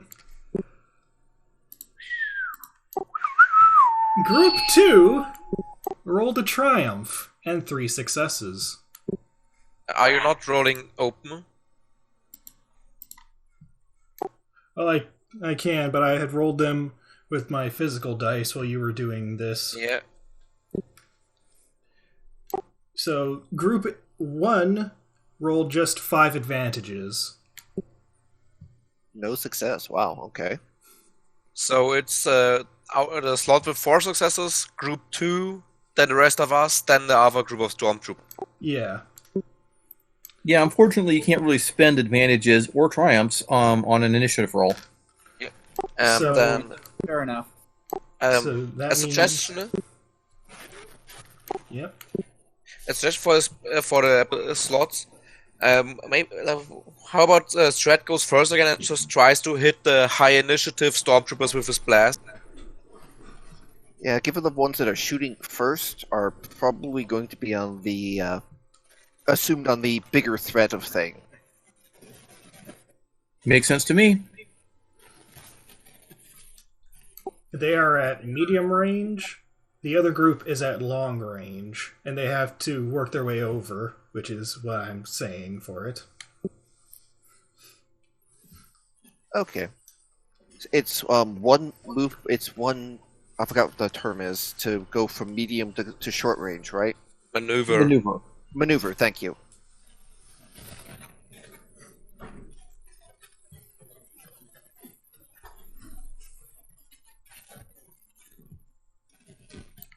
Alright, so you maneuver closer to the first group of stormtroopers, the closer ones. Yeah, I'd be maneuvering. Then, as he's with a practice motion, as the rifle comes into hand, he takes his aim and fires. So it'll be 1P, 2A, and it's short range, so there's no range penalties. And this is Just blast one 6. difficulty die. 1D. Okay. Oh, whoops! I forgot it's roll gen. Whoopsie. My bad. Sorry. So, go ahead and that. Here we go. So that's no Yeah. blast this time.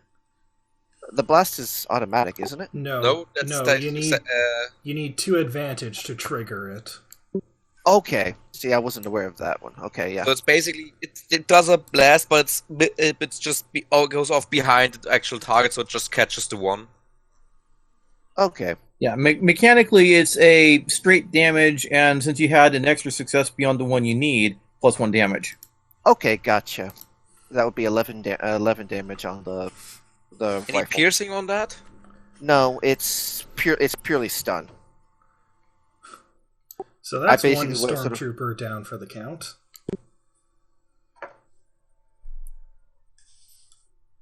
Which you did deal enough damage that he is taken out. And he goes down twitching. Nice. Verpine technology is finest. Yeah. So now it is their turn to return fire on you. Yep.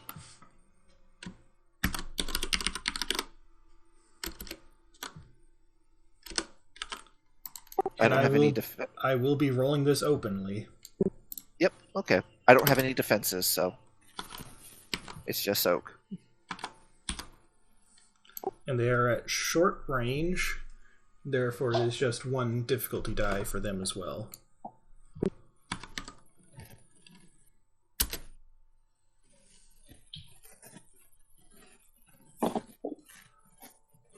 So we get 2 threats. What are we gonna do with 2 threats? That is threats on their end.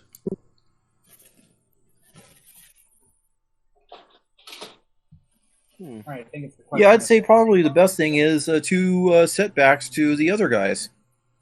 Yeah. All right. So that'll be 2 setbacks for the other group. I'm going to use my physical dice because I've spin down D10s or D20s keeping track of the health. Sure. And how much damage was that?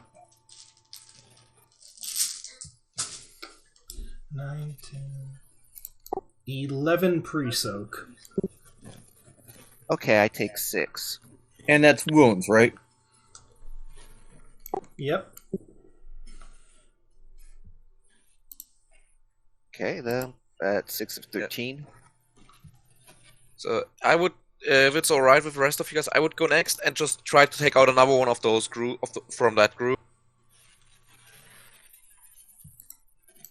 Other option would be taking the group that hasn't moved. I'm not gonna move close enough to them and shoot because I only have medium range on my bow. And basically, it's 2 for them. They'd That's have to fair use their point. full action to get closer to us anyway. You'd basically, whoever moved that way would probably be getting return fire from 3 of them.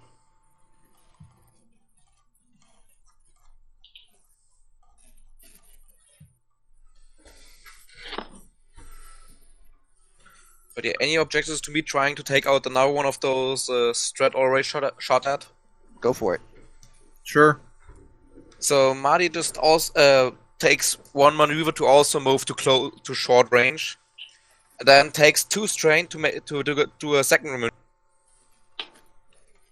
in which with 2 wide waves of her hand, green smoke appears and the bow and suddenly she's holding a giant, well, not giant, but a sizable bow with a violet plasma string, pulls it back and just shoots at one of the 2 advancing stormtroopers. All right.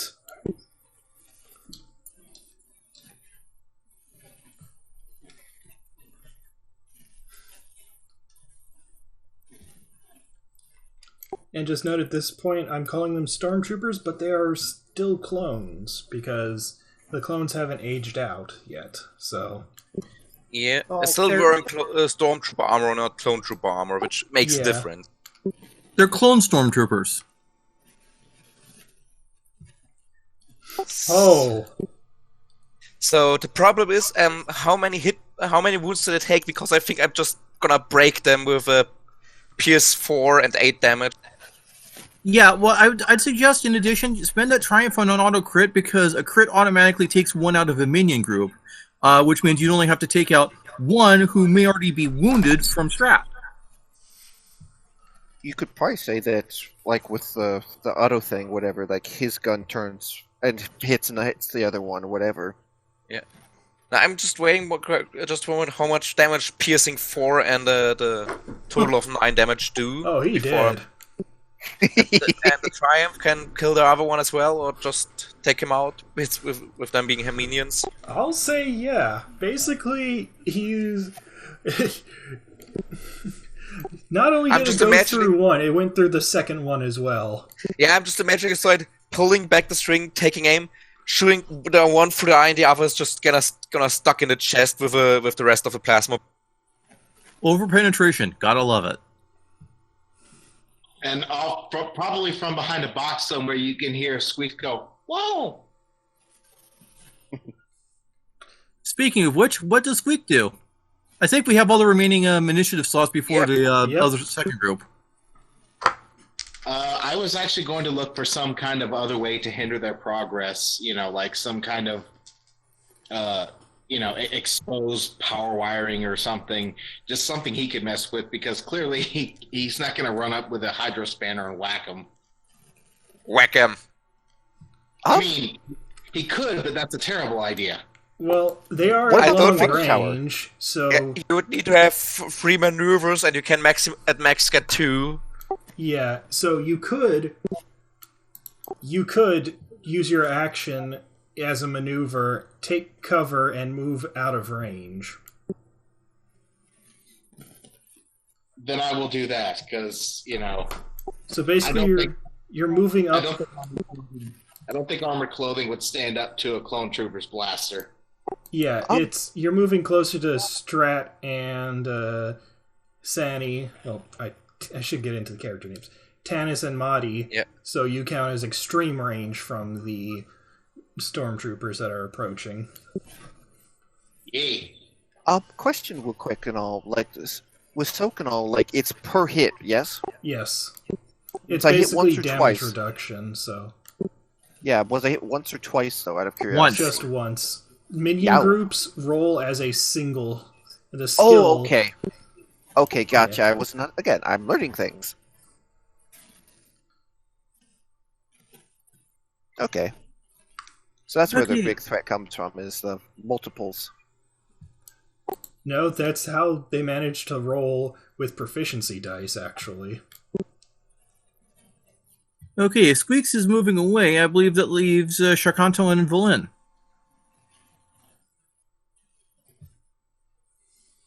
Yeah. And if you don't mind, Vulyn will wait for Shakanto. Okay, so there's how many in each group remaining? 3 remaining 3 in in the the other. long group. Group number 1 was completely taken out. And you Okay. are not going to be able to salvage that armor from 2 of them. That's fine. Well, not 2 complete suits out of that group, so... I'm just gonna take the gauntlets as a trophy. Okay, so yeah,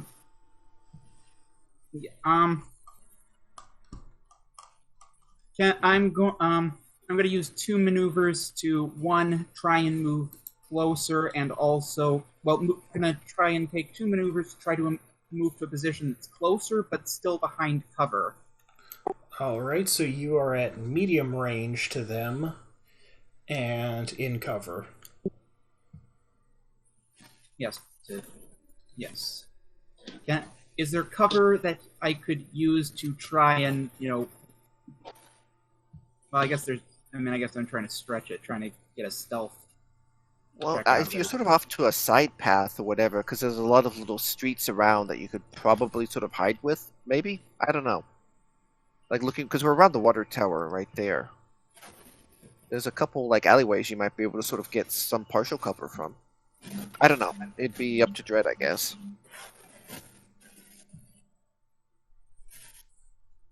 Well, yeah, you are taking cover, so Yeah. that's about it for now with that. Okay. All right, well, Vulyn's going to move into cover, staying at the long range he is, and then shout, "Hey, looks like their armor's weak," at wherever he saw the armor fragment from those blasts. As in another valuable facts check. This is exactly what I was thinking. I would save that till someone is in range again for an attack, because isn't it the once per encounter thing? Yeah, each combat is an encounter. This is a new encounter. Yeah, but if you use it now and we don't get into range, I use it now, and it's for an ally's check later in the encounter. Like, say, okay. next round. Like, say, the first check we take next round. that was just my point, because the next round is not gonna be an attack, so... What I'm suspecting is they're going to move into range, and if they don't, then Tanis is going to move into range, and either way, there's going to be an attack next round from us that this triumph can be applied to. Yeah, because you've got the bow that can force them into range. Or I can get, if they close enough, that I can move into the same incremental and take a chance at a good blast hit. Wait, your blaster is just short range? It's just short range, yeah. Oh, okay. Yeah. Okay, go ahead. And if they run Prepare away, us. then fine. The encounter's over No. anyway, and we're still out of here. Somehow I don't see stormtroopers running away. Yeah, I don't either. Anyway, Dread, is that all right for knowledge warfare? Yeah, I'm just double checking something with the range bands. I thought that it was like an upgrade the difficulty, but I'm just trying to double check. Okay. In the meantime, what difficulty for the knowledge check? 1, 2? Your sheet, it says average check. Average Oh, right, difficulty, so. And yep. The extra successes don't really matter. And I'll use the advantage to pass a boost as well as a triumph to the next check. Mm-hmm. So now it's Stormtrooper's turn. And they have 2 setbacks. Remind me, is the Stormtrooper's DC Blaster a long or medium range weapon? Long. Ouch. Prone times, making range attacks.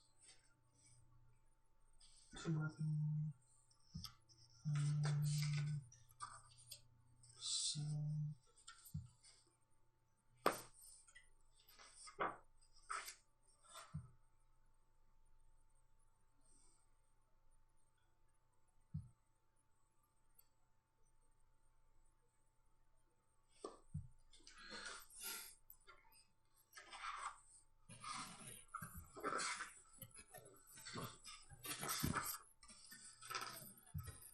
So where are we waiting around right at the moment? I'm just checking the rules on the range bands of going past the weapons listed range. Okay. I'm pretty sure that's not possible, but Well, it would really depend on what happens. Is that beyond its effective range, or does the energy cease to exist at that point?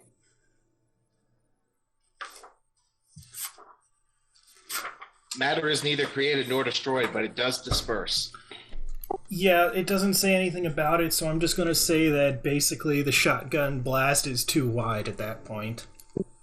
it says here this is the maximum range of the weapon in my book. On the range. Yeah, I saw that, but it's one of those maximum range or maximum effective range, because technically, and in my book it's really just this maximum range, so it's probably a hard cutoff. Okay, so it's not like, oh, you can get a headshot with a pistol at like 500 meters. It's just I assume there are talents. I assume there are talents and mods for exactly that purpose. Probably. Yeah, there are range mods that increase your effective range. Yeah. Okay, so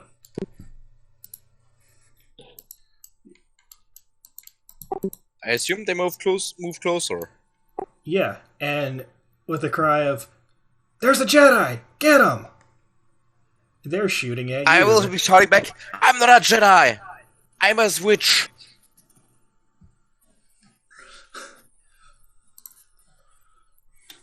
Because talking is a reaction. Shakanto will initially act surprised that they recognize him, but when, was it Madhi? Madhi. When Madhi speaks up, he'll look in her direction, surprised. And yes, they did move a range band closer, so they are now at short range from Jawa. And long range, okay. So those that moved close to Group 1, they're at long range to you. So yeah, and the rest is at medium range, except for Jawa, who's a short, right? correct. And who's that shooting at? You. Okay. So that's gonna hurt. Yeah. What's your soak? 3. 6 damage. That's not too bad. How do you have 3, out of curiosity? It's brawn plus your armor. So I didn't. Oh yeah. Okay. Oh wait, 3 soak. Okay, never mind. I'm sorry. Yeah. My brain. Right, it's like how you have 5 soak. Yeah, I just realized that I had 5. I'm like, wait a minute. Sorry, my brain did a dumb. Yeah, but So at that next point, round? that was still 11 pre-soak damage coming at you, so... Yeah. Okay, so round 2, right? Yeah. And do we reroll initiative or keep them all? Keep. In that case, So we're all trying to go consumed for the and then same you one can do it. punch as with the other group. So who here? I mean, so who here can attack them this turn? Strat, you and I, because after the two ranged people shot them, you can move in to engage and make a melee hit again. Yeah, Right, basically... That said, I'm mostly concerned of if I do move to engage, who's not going to be able to hit them because worrying about hitting me. I can move to melee because they're short range. I can move into engage. No, no, Strat. no, Yeah, long Strat. from Okay, us. pause. Jawa is at short range. Winged is at medium from them. The rest of you are at long. They attacked from the rear, basically. Yeah.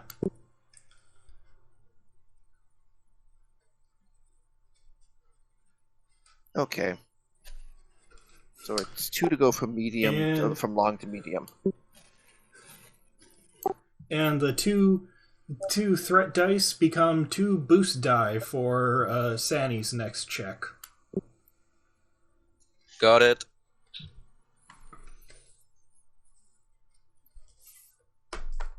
They're using heavy weapons, right? Yes. So if you did charge them, it'd be 2 difficulty dice for them. Yeah, but it was too difficult dice for me to hit them, so it would be nice if Jawa waited till after we shot at them.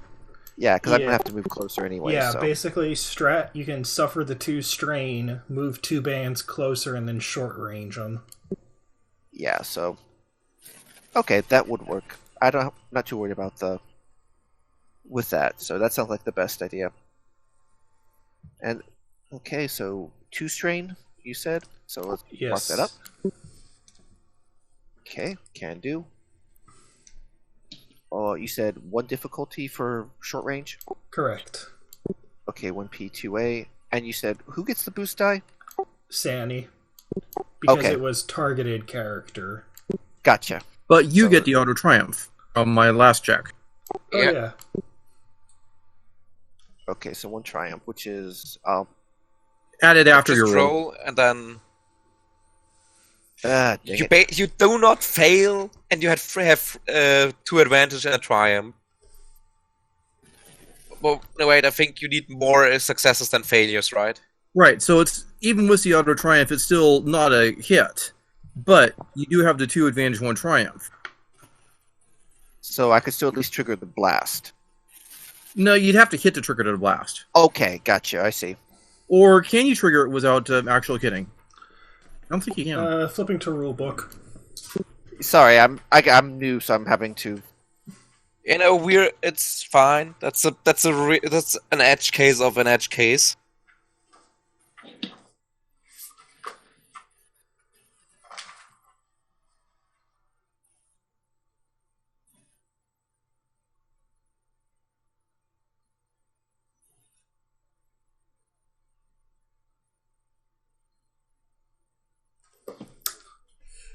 So, here's the question. Do you have a total of 3 advantage for it? This is the... Yes, with prime. Yes, this is the ruling in the book for it. If the blast quality doesn't activate, it's still... The ordnance still detonates, but it doesn't target anyone else. However, the user may also target blast if the attack misses, spending 3 advantage. In this case, the original target and every target engaged with them suffers damage equal to the blast rating. With the 1, no, I don't. I only have 2 advantage, not 3. Yes, you have, because you got the triumph from Wukat. Okay, the triumph. I thought the triumph canceled the failure, but Yeah, and it's still an advantage. It's both. It's triumph is Okay. potent. It's very potent. yeah. So would be blast 6 on them, and Yeah. armor doesn't count against stun damage, or soak doesn't count against stun. Because I was actually looking up the. Which actually soak doesn't- bypasses their 5 soak and takes them out. All 3 of them? Yeah. It's blast is pretty useful, and pretty scary And too. that's the combat, isn't it? Yeah. Yep. In that case, Madhi's just gonna, with another wave of her hand, the bow is vanishes in a puff of green smoke. Then she puffs, holds the shoulder or wherever she was hit and says, "So, once we're on the ship, I'll have to look at all these wounds." And then she moves to just grab a pair of gauntlets from one of the stormtroopers as a trophy. Question. How are destiny points worked? We've not rolled any, have we? We've been using some of them, yes. Okay, would anyone mind if I used one of the destiny points to heal a wound? I don't think you use destiny points to heal. That I can. He does. It's a talent he has. Okay, go for it. Go for it then. Yeah, Go for it. but yeah, just go for it. That it makes it very quicker until I have to have us all healed up with the rolls. Yeah. Well, as I said, it's the trait I have is called Hard Boiled. When making a check to recover strain, I can spend a destiny point to recover a wound. So actually, I'd have to wait on that. So I'm sorry. No, you roll to recover strain at the end of encounters. So yeah.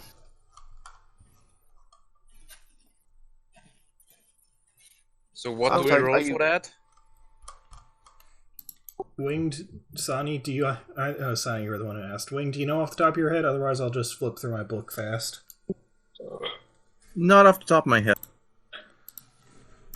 Alright. So can I take one of the Stormtrooper utility belts? Yeah, I'd definitely grab the weapons, if nothing else. Yeah, you can. I'll pull the rules for them. Might have to modify them, because they're supposed... This is, as I said, set during the time when you have the usual Stormtrooper blasters, so... Usually, I should say. I know, so but... This case, it's actually more Clone Trooper gear.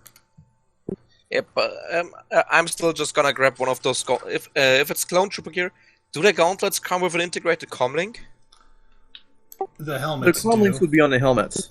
Also, I found it. It's at the end of an encounter, each player can make a simple, no difficulty dice, discipline or cool check. Each success is 1 strain. I'm gonna roll discipline then.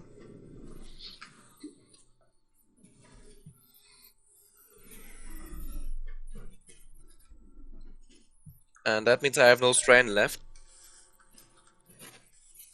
As I recall, the advantages don't count on this. Yeah, but I got 2 successes and I have 2 strain. I think advantage Right. counts as an additional success. Well, No? it's the spend an advantage, I think is what Jawa is saying. Spend an advantage to gain.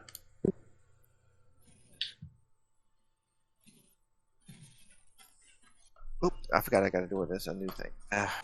Yeah, bots only care if you do it right the first time. Okay, so that completely obliterates any of the strain, especially with rapid recovery. So Dread, just a question. Just the gauntlets don't add any soak or anything. It's just a fancy trophy, I assume. Yeah, you can, however, take the armor off the ones who got hit with the stun blaster if you feel like it. I will have That to look would at the take a while, rules. and Vulyn's going to be advising against doing things that take a while, because we want to get to the ship now. I'm just gonna grab the gauntlets on passing by because I assume that I can just cut them off from the jumpsuit underneath and just take them with me, slip them on, have a nice pair of gauntlets. Shakanto is going to remove the utility belt from the nearest one and take that. yeah, and Tanis is grabbing guns.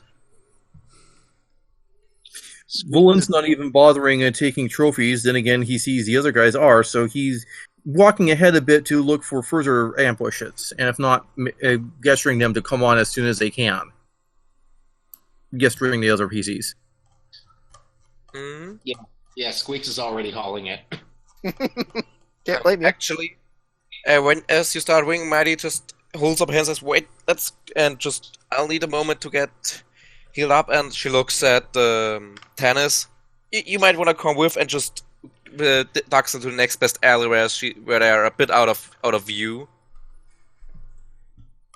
He's just going to sort of keep Overwatch, but sort of keep her into basically sort of from getting ambushed any further real quick. And I'll just try to use heal power twice on myself.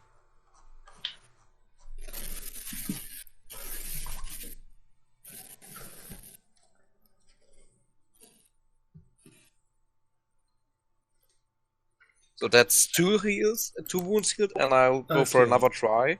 Let me just confirm something with this. Oh, you're using the Yep. ability. Okay. Yep. I was going to say, if you're doing a medicine check, there are rules for the difficulty on that. Yeah, no, that's Yeah, no, if the it's a that's heal- the if little it's a heal- force power heal. And as she's a knight, which is with all the green smoke starting to pour out of the wound as it slowly closes.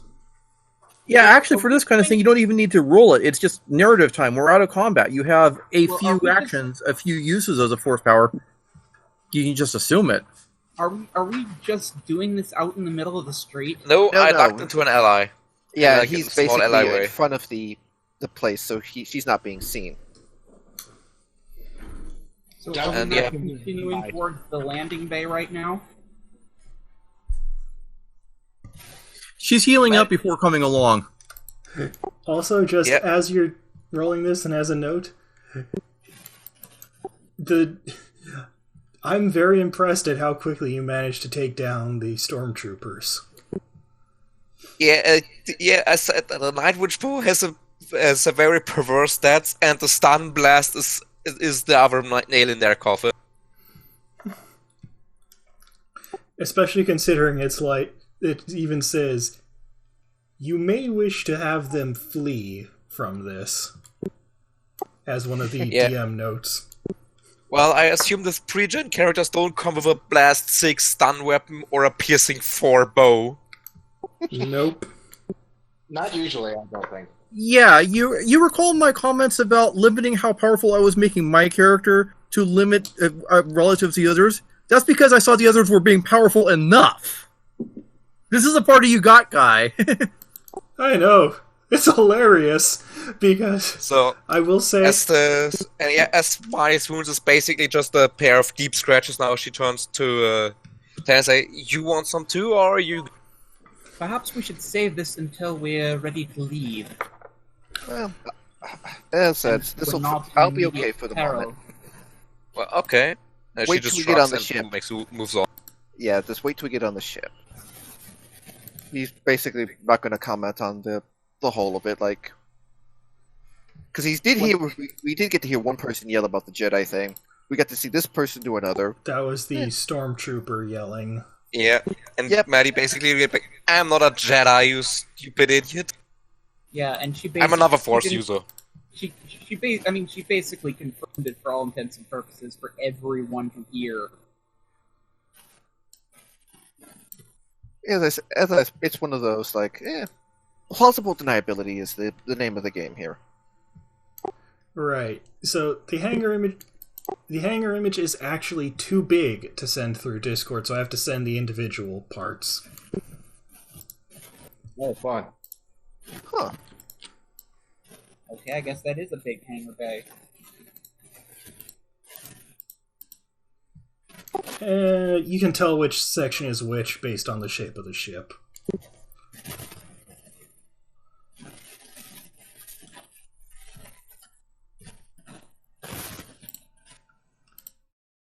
Where you're sending it at?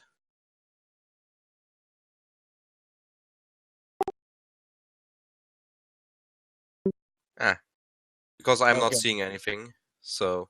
Oh, there it we took go. a moment. Yeah. Okay. Okay, there we go. And we've got on the thing right there the hole. So I see somebody put the Ebon Hawk in there. That's not the Ebon Hawk, actually. Same color scheme. True, yeah. But that is The the... M-Hork is a much smaller Yeah. HWK. Yeah, HWK 290 specifically. They added the 1000 because they went through the like stats and everything, and it's like, okay, this is actually too small to be used for the party, but you know some people are going to want to use it as a party, so they made a bigger version. okay. So that makes is there sense. actually this he's standing there, or is there another ship? This is the hangar bay. This is the default Krat Fang, which is a YT 1300. In its place is the ship that you guys determined, VCX 100. I just don't have the floor plan to stick it onto here. No, that's clear. I assumed as much. I was just asking what's actually standing there because it's an image of a YT. Yeah, that's the default ship. So yeah. Okay. Like if you turn to look to the. I'm sorry. Go ahead. You probably need to describe more. A large pour stone hangar looms before you, an enormous letter arc stenciled onto the building side. As you approach, you can see through the open hangar doors to the cavernous interior, where a rusty-looking light freighter rests with its loading ramp deployed. All you have to do is get to that ship and you can leave Tatooine. 2 equally rusty security droids stand outside the entrance. If you want that ship, first you'll have to get by them. Okay, what's the range right there for the droids? You're at short range from them? Are the droids engaged with each other? I think the clear question. Yes, I know where you're going with this. Well, I can't really... However, I will point that you can get by without combat if you choose. There's probably a situation where we can avoid shooting them. That's probably better. Well, first things, I'm going to take a moment and switch to the ion setting on my gun. So what is our options? I mean, obviously we can shoot them, but we can go up and just hold the pyramid of the Wind's character in their face. We can try to intimidate them into letting us go. We can try to deceive them to letting us on. Or you could try to hack them. You are carrying the hypermatter the reactor part, igniter. Yeah, so we can point as like I can definitely play up the bodyguard for a relative part in regards to things. So, and at some point, Squeaks goes, "What a piece of junk!" As long as it gets us off planet. Note, this is also the ship that Strat was in previously. Yeah. So Vulyn does try to just go up with the documentation that he owns the ship. And hey, so here's my ship. We got the hypermatter converter. Let us pass, please. They let you through. Vulyn waves for the rest of the party to come with. Yep. He'd be, as he walked up anyway, he'd be moving with him just in case the droids decided to have turned hostile. Yep. Madhi comes in as well and just looks around, and then we're basically in a cargo hold with a ladder going up to the middle deck. Is the spaceship open? Yes, there are 2 droids standing by the entry of the ship. And as you approach, Trex exits the ship. Well, this is going to be awkward. Vulyn waves and says, "Hi, we got your hypermatter converter. Mind if we go and install it?" This is an opposed check. Okay. Deceit. I'm thinking charm, or would this necessarily be deception? Because Vulyn's not technically lying. Well, saying you're going to be installing it is a deceit check for it. Well, no, he fully intends for his crew to be installing it. Yeah, I was going to say, that's not the part he's lying about. Okay, yeah, in that case, I'll allow a charm check on that. Okay, anyone mind if I use one of our destiny points? I'm Go ahead. Towards the end. Okay, what's the difficulty? 2 difficulty, 1 challenge.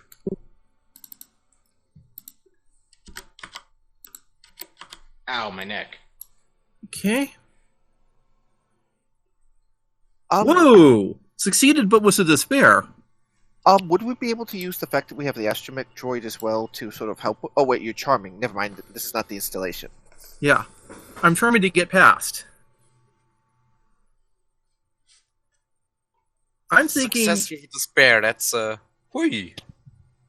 I'm thinking we get past and he realizes what's up once we're on board. Because the point was to get us past him, and we get that far, but only that far. That work for you? There's also a question of why are all these other people needed to, like they have anything to do with the installation?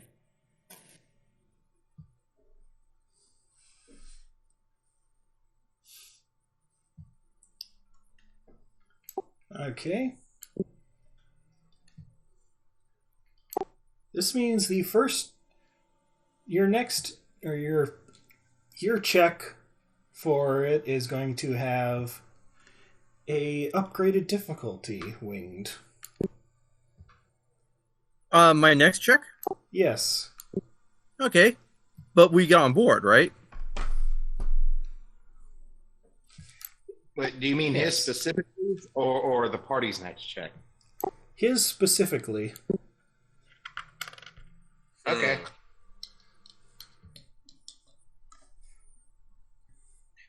What would we roll to just close the access hatch and seal it behind, leaving Frax standing outside? I think that's just a button press. But we probably don't want to do that until after we put the thing in. You know. Why? So he has a chance to get back on board?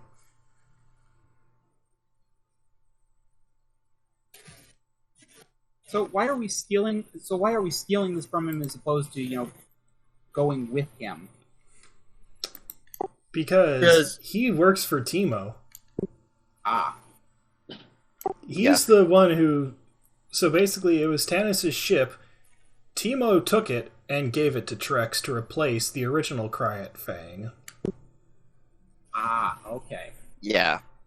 This is so you got to have the fun thing of insulting his former ship.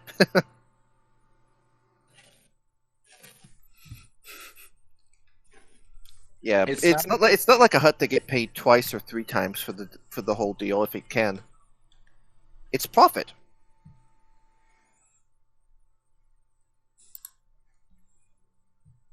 But no, what I meant was it probably takes some time to install the thing. Yeah, that's why we close the hatch, seal it, now we're inside the ship. Okay, So but how long is it we going have to take for reinforcement and for someone to do something, to make our liftoff difficult? Well, as you're sealing the ramp, you can hear Wait, we're actually some doing running that? feet outside. Wait, so we actually are sealing it? That's what the party is saying they are doing. No, that's what we're debating, if we want to do it. Well, I You think have that the fact choice that of either, since you are on board, you can just leave now, or you can actually take out Trex if you feel like it.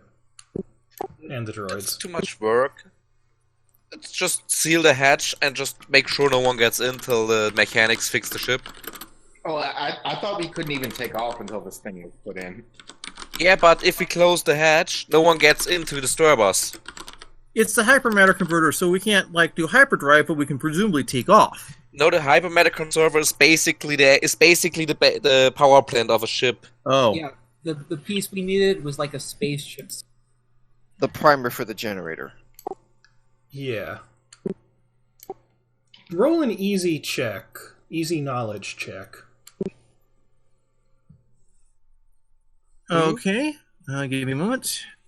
Who's rolling the easy knowledge? I don't have any knowledge stuff, so sorry. And Knowledge knowledge. is... Let the analyst handle that one. And because I've got a sense of humor, upgrade it to a challenge die. Upgrade to a challenge die on top of my next check being upgraded. So upgrade twice. Yep. Because I have a feeling at this point you're a little stressed out from lying to the armed Trandoshan. Okay, so it starts with 1 difficulty and then upgraded twice. So it upgrades to 1 challenge and then adds a difficulty. Correct. Yep. Okay. That's how that goes. Yeah, you upgrade all your difficulty dice, and then if you run out, you add 1 and then upgrade that one, and so on. And fun part, some of the Nemesis cards, or some of the Nemesis, actually have upgrade checks against them 3 times. Yikes. Anyway, 0 success but 2 advantage.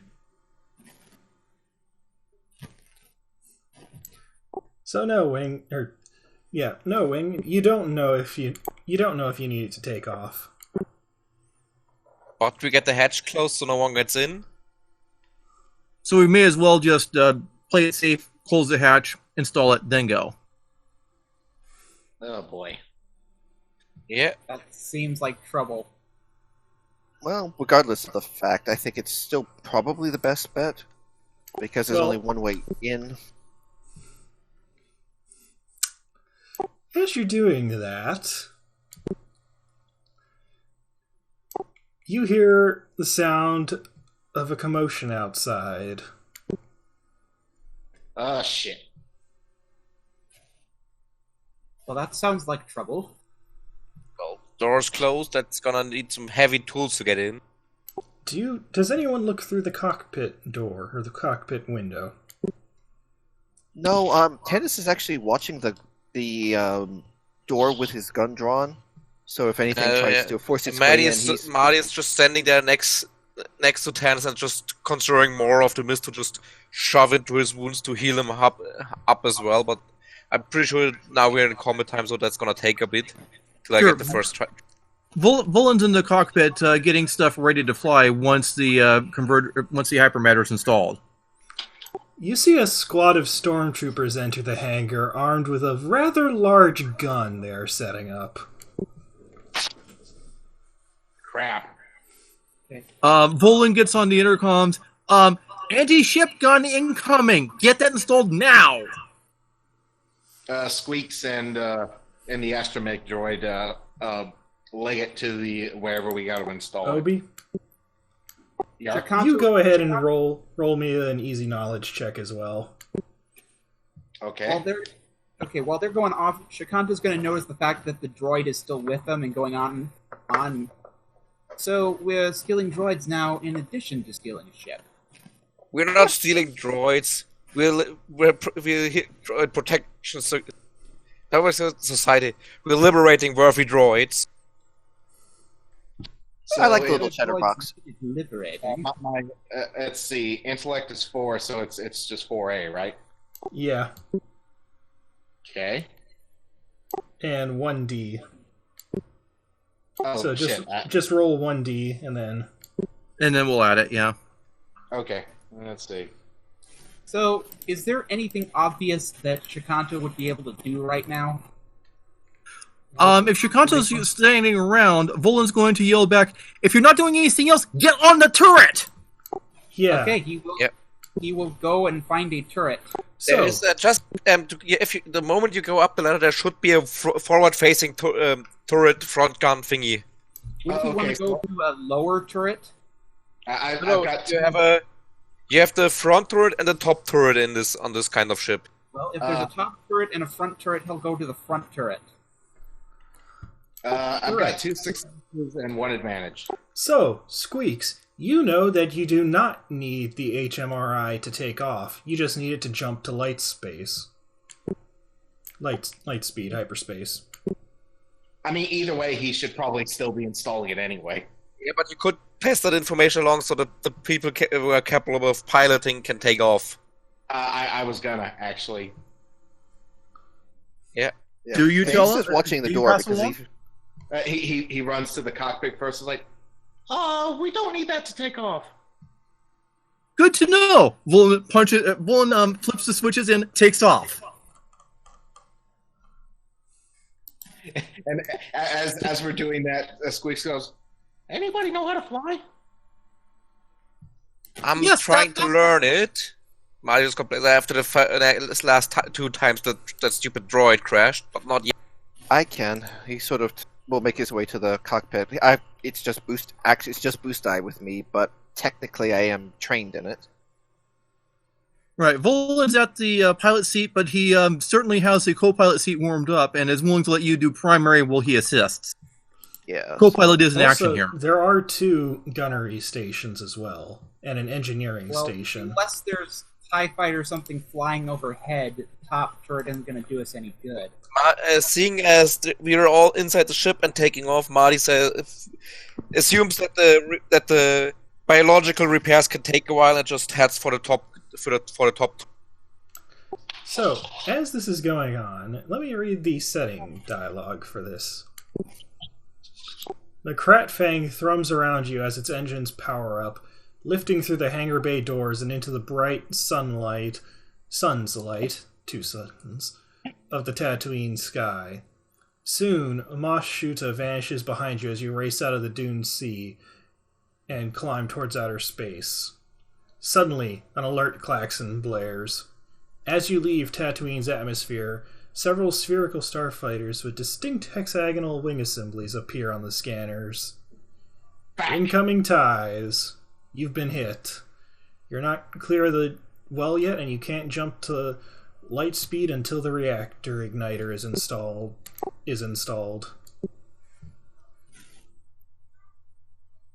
Well, I guess that top turret is needed after all. And Madhi's already singing it. You're hearing some very choice curse words from Dosh, or in the Dosh language from Tanis. So it would be piloting. Yeah, let me just Space find then? the stats of the VCX again. I know I have it open, I just need to figure out which tab it is. It would be piloting space to dodge, dive, etc. PP. Okay, so one moment, I'll do my roll real quick. But that gets with handling and the difficulty and blah.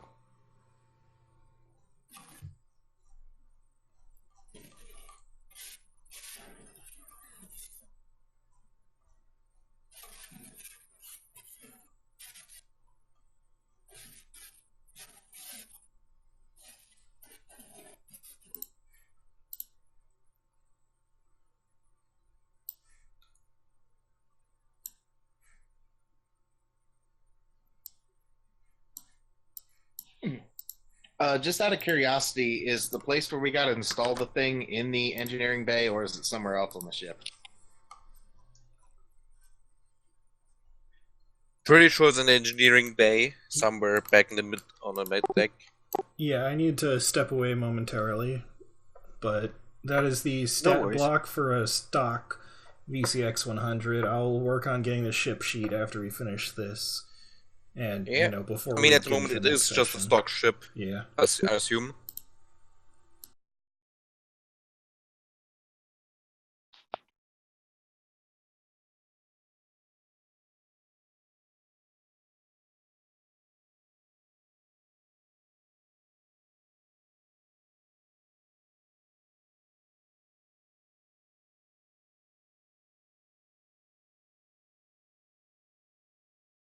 Okay, so how does the pilot-co-pilot work? So co-pilot has to do an average piloting check. If they succeed, then each success they get lowers the pilot's next check difficulty by 1. Okay, so Or what's downgrades. your... Okay, so what's your... I'm just to figure like who should be what here, because I'm pretty much purely on boost die. Or on the ability, rather. And how many ability dies? 3. Okay, so the same as me for piloting at the moment. And same as me for piloting at the moment. Okay, Then so it's... And I'll just keep Marty in the turret for now because unless one of you has a higher gunnery. Nope, I have 0 gunnery. I don't get that as an option. Yeah, and then Marty's just gonna... Like, I can pinch hit in piloting or yeah, gunnery. but we need you to actually put this in because we need to run. Yeah. Yeah, if you're doing the hypermatter installation, that's more critical. Yeah. No, I'm saying this for future reference. Like, Do you have? But didn't you have piloting planetary, Doesn't count Yeah. for this. Yeah. which doesn't help with a spaceship? Okay, I'm Right. back. Welcome back. Although Yeah. we probably should get a terrestrial vehicle if we can fit it on this thing. We can't Yeah. yet. Except as cargo. Yeah. This is We're- right at the moment. Worrying about that is not a priority at all. Yeah. Oh no, it's not a priority. I'm just thinking out loud. Of things So, to consider. I mean, just current positions that were taken during takeoff. We have Squeaks in the engineering bay repairing the hyperdrive. With the help of The the Jawa's Jedi in the front gun. The Tanis at the pilot, the drall in the co-pilot, and Madhi at the turret, right? Pretty much. I think it may have been another way around for Tanis and Matt and Vulyn, Yeah, I'm not but sure who went to where, because I thought it was like you guys had the better piloting option. He was just doing a support thing. Yeah. Madhi is gonna grab the pilot option the moment I have enough XP because force pilot, ace pilot per meditation and stuff and figuring stuff out. But that's gonna be another 40 XP to it. right. That's later. For this fight, you're in the turret. Yep.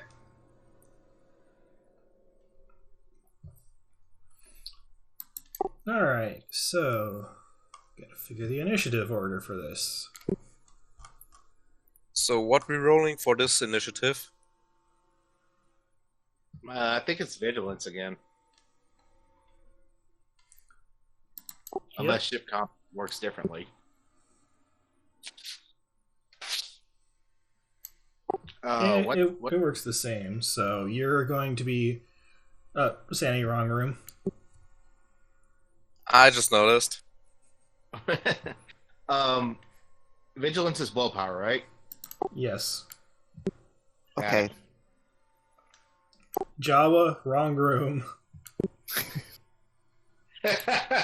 I saw you typing there and I was going, tell me. Yeah, we both jumped in the wrong room. Yeah. No worries.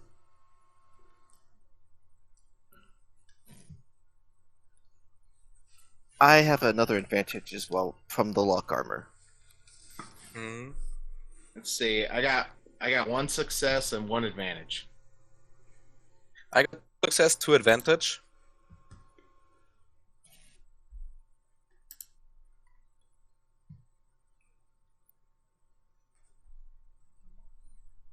Now, just waiting for Dread to roll the dice initiative, and then we'll know the initiative order.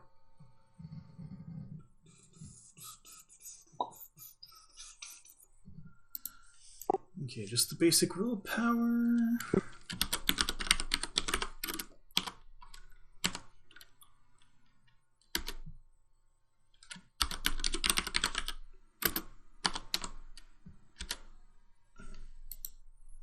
Alright, so 4 successes and 3 successes, respectively. So it's one tie, us, and then the other tie, or us 2. again with a tie. It's 2 ties per group. So It's two like, ties per group. So it looks like tie group 1 goes first, and then we have a PC slot, and then we have a tie for PC slot, and then PC slot. And I recall PC slots take priority as a tiebreaker after advantage. Alright. So it's ties, us, ties, us. Yeah, that's what I read it. Alright. Okay. So the first group of ties is going to open fire. I don't need that. Handling +3.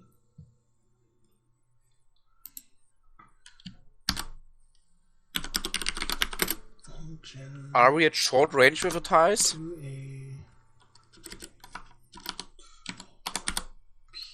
Yes. Okay.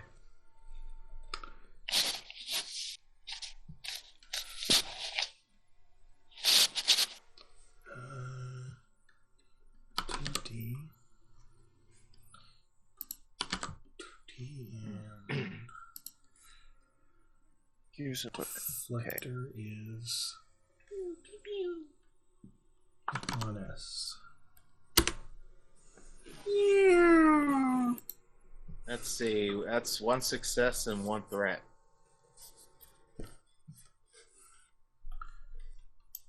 Okay, so they managed to hit. So the ship takes a total of 3 damage.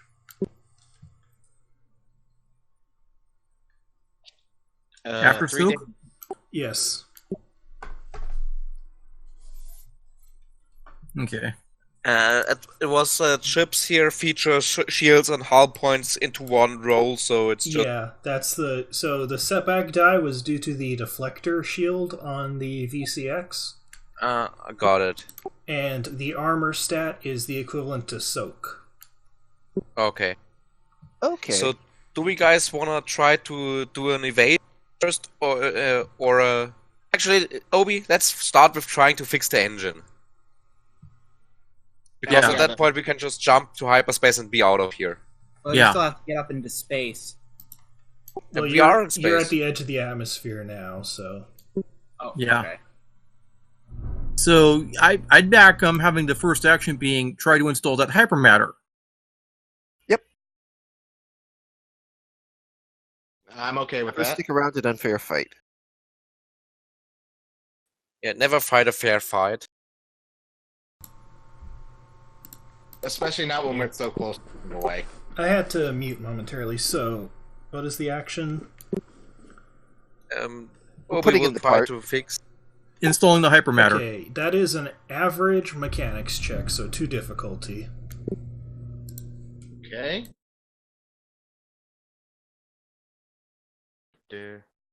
How does the having the droid help out? I would assume you get a boost for an assistance. Yeah, it's one of those assisting checks is the momentary. Yeah, and that gives you a boost.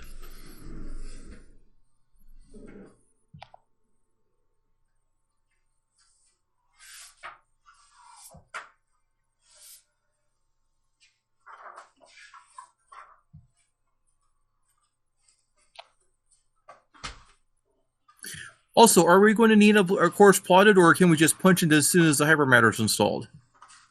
Ooh, We astrogating. don't Yeah, we might want to jump do that. blind. Jumping Yeah. blind is really stupid. Yeah. Okay, then if this works, then mind if I take the second action to astrogate? No, Go for not it. at all. Okay, but first Obli has to roll. Counterpoint, it'll take 6 rounds to warm up by default. Hmm. But that still means the drall Yeah. can start plotting the course.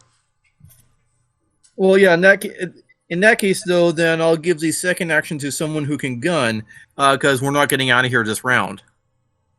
That's fair. Yeah, but you could just go last in the round and to work on that. So Yeah. Is plotting the course going to take all 6 rounds, or just 1 round, and it's the 6 rounds to mechanically warm up? It's 6 rounds for the igniter to warm up. So you can have the course plotted before you leave.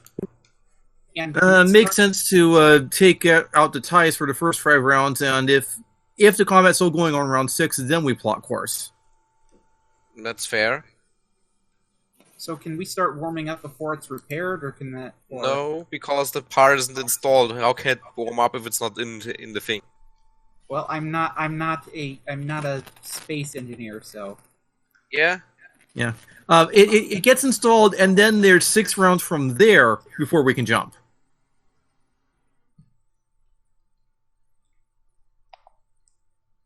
I have a feeling we're probably going to be defeating the ties before we are fully warmed up.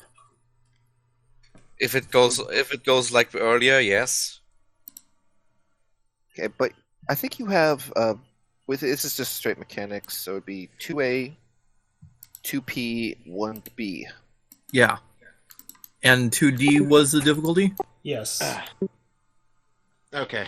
Well, I still have to do my my mechanics roll. Did you roll a thing? You missed the fact that they were going, we gotta do the mechanic roll first. Oh, Droid gives you a boost die. That's all the droid does. oh, okay. I thought he had to roll something.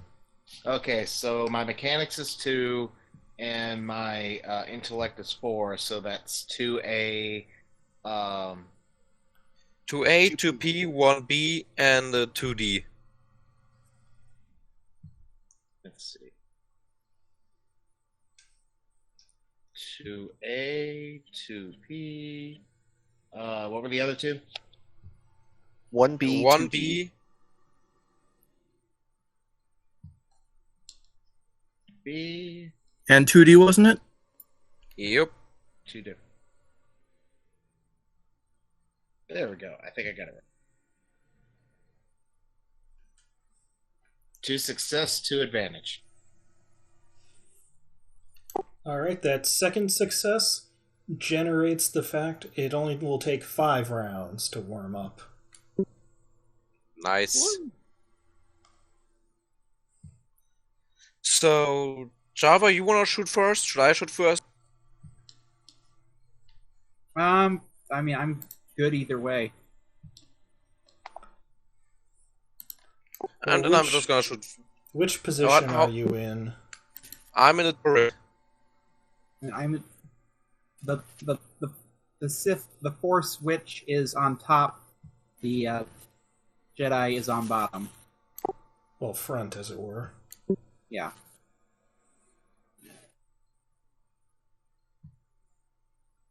So the thing is plugged in now? Yep, it's plugged in, it's warming up, it'll take 5 rounds. So that means, Obi, you can do damage control after this.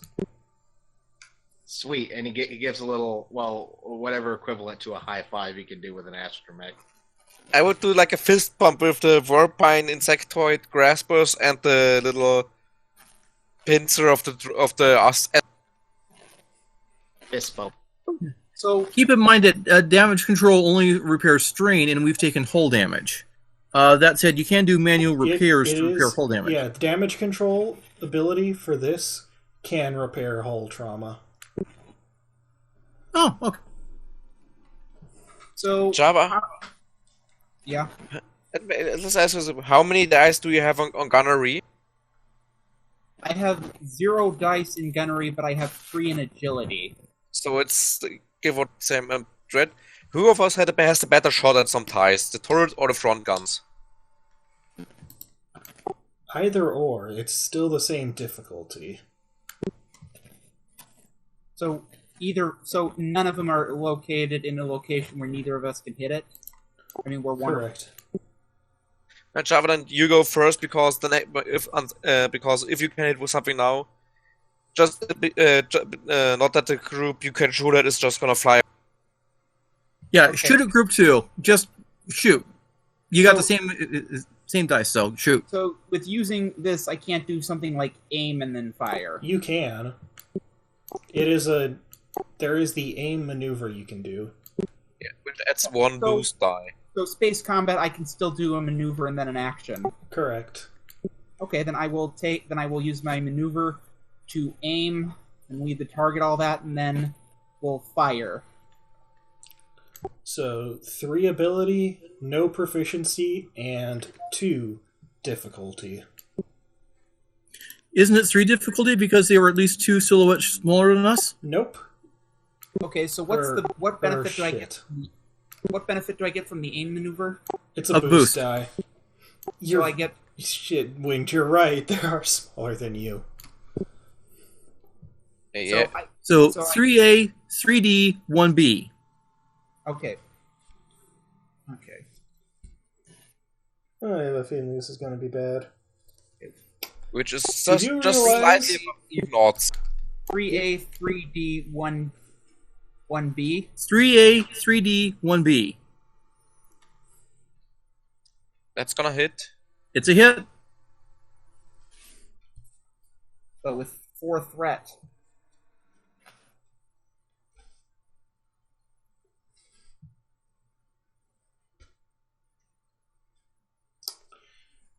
I'm going to say that's system strain and just make things easier.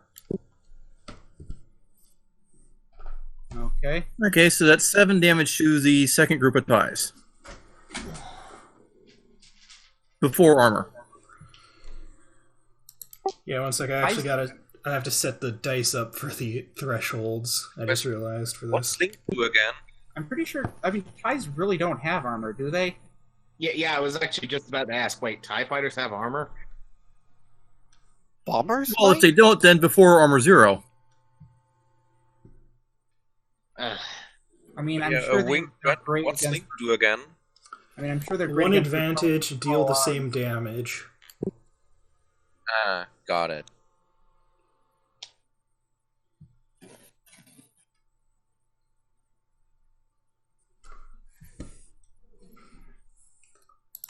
Six, 7. They have armor 2, so that is not enough to take down one of the ties. Damn. Yeah, most of the ties can take a one glancing blow. That's actually surprising. Not really, because most ties in Star Wars died from a head-on hit. It's more like piercing the wing of one. It's gonna suck, but it's not gonna blow up the craft immediately. We're still at 5, right? Yes. Yep. Which, Okay, by the so we same can't do- rules that make it a hard check, means they have an easy check to target you. Here, how do shields come into effect, or have those not been turned on? That's Those part armor, shields part do more hit setback points. What? Yeah. Shields provide setback dice for the attacker. Okay. So we got that going for us at least. So the second group is attacking. You know, come to think of it, with this being only like a few months after the Empire raises, I'm actually Technically, they would use Y-wings, but this could be the first V-wings. type prototypes. Yeah, I'm actually surprised these are TIE fighters. As opposed, I mean, they've got to be like brand Yeah, it's new. still prototypes. Do you want me to look up the stats for that, or just No, go let's with just this? go with the ties, No, let's because the V-wing is not that different. Well, that's a hit. That's a hit. That's a hit and a threat. Yeah. I mean, for the purposes of this game, it's an intro game, so we don't really need to worry about Yeah. that too much.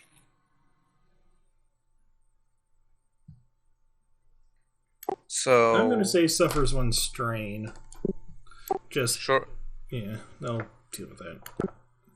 So if I take a second maneuver, that's still personal strain on Madhi, not on the ship, right? Right.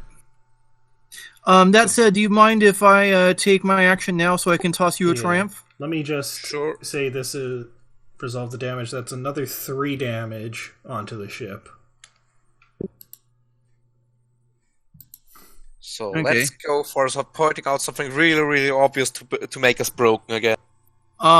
Like, say, their evasion patterns and which way they are about to go? They are using grid evasion pattern B Alpha Delta. They don't go left or right too much on this. Just aim in the direction they're going and you'll probably get them. Besh, Aruk, Desh, I'm trying technically. to- That depends on which alphabet we're talking. Okay, 2 threats. Do we want to take that as just strain then? I mean, that would be your strain because it's not on the ship. Yeah, wouldn't personal it? strain. Dread? Yeah. Yep. Okay. Then So one advantage, one threat, one triumph passed on to the next gunner. So I'm gonna go next. I'll take my normal maneuver to aim. I'll take strain to aim a bit more, and then I'm gonna shoot at the ties that are already. Alright. So that's 2 boost die and 3 difficulty dice. Yep. And an automatic triumph.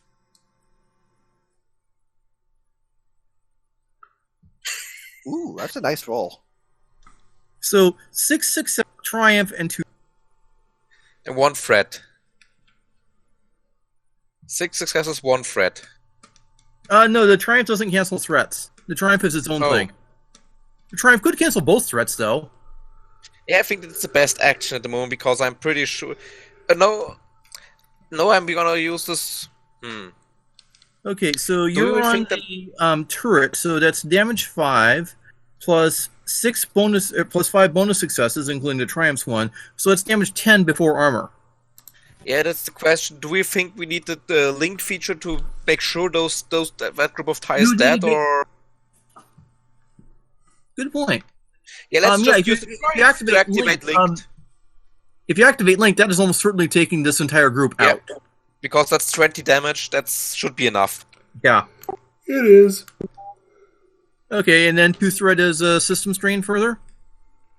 Yeah. The turret winds a bit, making its rotation. Okay, that's group 2 down. So what can I do exactly as... Because I'm noticing a lot of things are silhouette 1 to 4, but because we're silhouette 5. Okay, so what station are you at? I'm at the pilot's seat. Alright. Also, technically, there is no turret front. It is just, like, forward-facing guns, so you're in a gunner seat in the cockpit, we'll say, Jawa. Gunner seat is below the cockpit in the VCX. So, if you're in the pilot seat, you can do gain the advantage. What was that, Jawa? Gain the advantage is 1 to 4 only, isn't it? I didn't say anything. Oh, your mic was on, so I was hearing faint things, but... Well, you're a silhouette larger that makes things interesting. Yep. You can do erratic maneuvers or stay on target. Okay, those are 1 to 4s only too, aren't they? Stay on target is 1 to 4. Yeah, Silhouette 5 is basically light capital ship. It is not a fighter. It can do the kinds of things capital ships can do. It can't do the kinds of things fighters can do. Here everyone was thinking it would be so great that we could get ships. Such a big silhouette. And we are suffering consequences. Jawa, you're very faint. Yep. He's saying we're overcompensating for the size of our ship. Well, the added bonus is as soon as we get you to mod this ship, we can get fighters in the hangar base, so we don't have this problem anymore. Well, that was said out of character, but Yeah, well, we know. Yeah. Would I be able to sort of, I guess, effectively sort of deal with... Sorry, I've been using the table on the DM screen, but there's actually a whole page of here's what you can do. Yeah, because I don't really know what I can do here. Like, I'm sorry, I'm no idea. That's why I'm asking. Like, well, as a pilot of a capital ship, the main thing you can do is move it between range bands. Yeah, but we already at short. Yeah, it's technically close range, which that's the range for your guns. Yeah. So actually, it's the range for their guns too, isn't it? Yeah. So basically, yeah. If I just really try to push the thing to make them actually have to force themselves to catch up, then I've used their action. Yeah. Okay, so that would be just 3A and. No rule needed to just fly. Okay. Because you're just using your action to say, okay, you can kind of do double maneuver and say, okay, we're doing this. They have to catch up, so they can't aim. Yeah. Okay, let's do that then. Just gunning the engines, basically. Yep.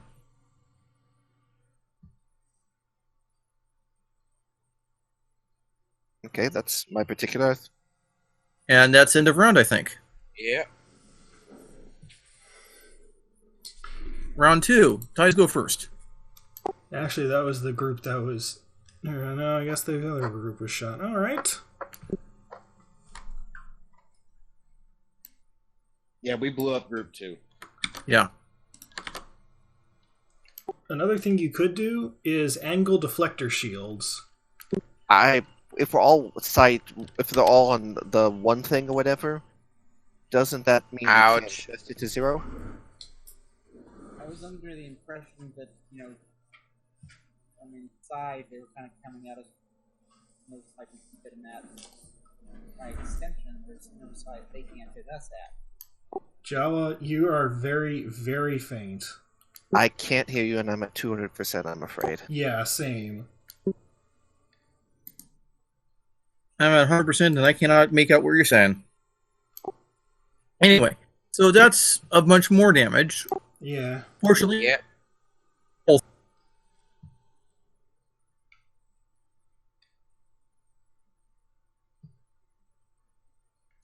So it'll be a boost die to the next combat check, next gunnery check. If they make it that far. Well, it's for your guys because he rolled a threat on himself. Okay. right. I believe that's 8 damage from that hit. Yep, which takes you from 26 down to 18. Still over half. Mm. So let's not get cocky. Yep. Yeah. Okay, gunners, blow them away. Yeah, I'll take that boost, and then, Kat, you add your triumph to Jawa. I can only do that triumph once per encounter, Once per and I've done it. When does my turn come up for damage control? Whenever when we you want. want it. We're all 5 slots are after the tie. Oh, okay. So, like, if you wanted to do it now, go for it. Let's see. So that's a mechanics check, right? Yep. All right. Mechanics check, and we are less than half, so it's an easy 1D.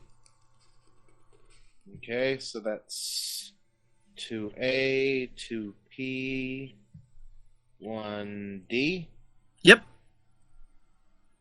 Let's see. 3 successes, 5 advantage.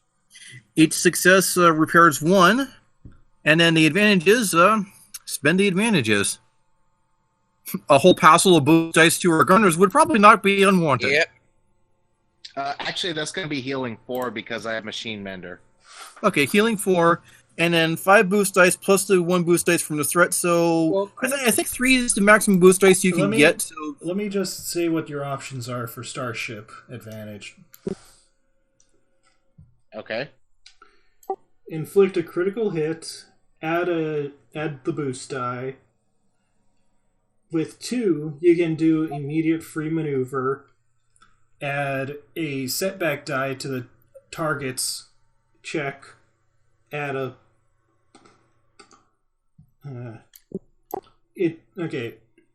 boost die for your next check or the others. I don't know why it has that. I think just going with a free boost die for both free shots is plenty. right, technically it's one advantage per boost die to the next check, or 2 advantage per boost die to any check. Well, then just put 6 6 boost dice to one of those checks. I think you're only allowed to do 3 boost dice per check, but I think for this one, Dread, you mind if we skip that and just pile all 6 on one? Sure. Okay. Java, go do the honors. Okay, so I'm wrong in my understanding that advantages can't be used towards success. No, Okay. it can't be used for a success. You can only get boost dice to the next guy or have other effects happen. Okay. I'm checking the repair rules quickly to see if there's anything you can use it for. Okay.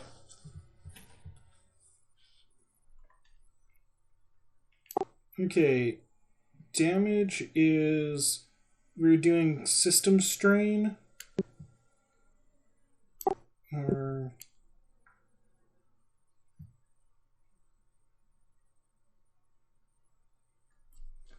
Yeah, it doesn't look like there's much you can do other than boost dice for advantage on a repair check. Hull trauma... The hull trauma repair can only be done once per encounter.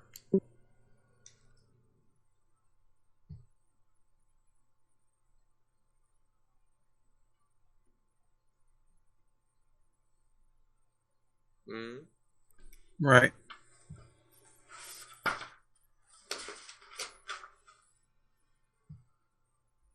Yeah, the only exception there is critical hits can be repaired over and over again, but the damage control Yeah. and likewise the manual repairs is only once. Yeah. For hull, anyway. Yeah. System strain once per turn. Right. Okay, Jawa, care to do that 6 boosted roll? Okay. And yeah, I'm gonna use one maneuver to do aiming. 7 boosted then. So that's Free ability, 3A, 7B, and 3D. 3A. What? 3A, 7B, 3D. 7D. What? 1D? 3D. 3D.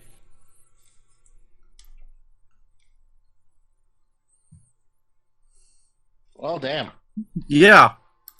I think that the next gunner is going to be 7 boosted as well. No. Well, We're use- triggering linked once, and then I take the 6 boosts. I was gonna say it is critical 3. Okay, just do linked and do 2 crits to them. And I'll just roll over without You boost can if only they're roll- still alive. I think you can only trigger crit once. Wait, so what's happening? Oh, okay. Okay, Basically, Jawa, you triggered you have enough advantage. You can trigger the linked, which deals, since you're on the forward twin gun, is total of 18 damage before reduction. And you can also trigger a crit, which automatically takes out one of the 2 ties. If this is a minion group. This is related to the ship abilities, right? Yeah, it's Oh, on the that's- tabletop roleplay. Right. It has you see the close linked one? Forward-mounted twin medium laser cannons. Yeah. Okay, so I can use the critical 3 ability. Yeah. And the linked one. Okay. Okay. My question is there still a tie left after this all resolves? Nope. So I'm guessing both lasers hit one of them, and the debris takes the other one out. Pretty much, we'll go with that. Ooh, good lord. And here, I'll go ahead and plot the astrogation just because. Yeah. Least I can do is probably assist with that, given he knows some of the quirks of the ship. Right, so I'll take a boost from that. So where are we going exactly? Out of Anyway. here. Anywhere but here, pretty much. Well, I do know probably some guilt, some. I would, if he's- but for now we're just jumping out of system, and then we'll just sit down, have a conference about what we want to do with our new little party of whatever we are deciding. Pretty much. I think once we jump out of system, that's going to be end of session. Yes. And I do actually have rules for a second session if we wish to do it at another point. But Okay. Well, could I do a I know a place kind of deal, given my travels? Just like a place and all to go to, whatever. Sure. Okay, thanks. I just wanted to. Just narratively, you can do whatever and all, but I just wanted to. Yeah. of course, I gotta find where the damn thing So is. our next adventure is all thanks to you.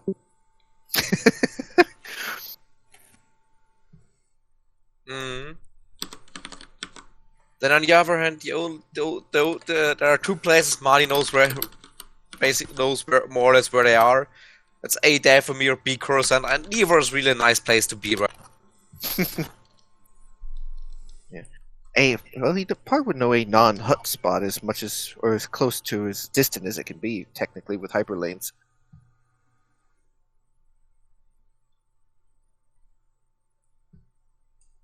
But yeah, don't know who of you guys have how many wounds, but I'm pretty sure one speed jump out of hyperspace. Marty's just gonna sit down in a cargo hold and offer anyone who wants to heal some heal.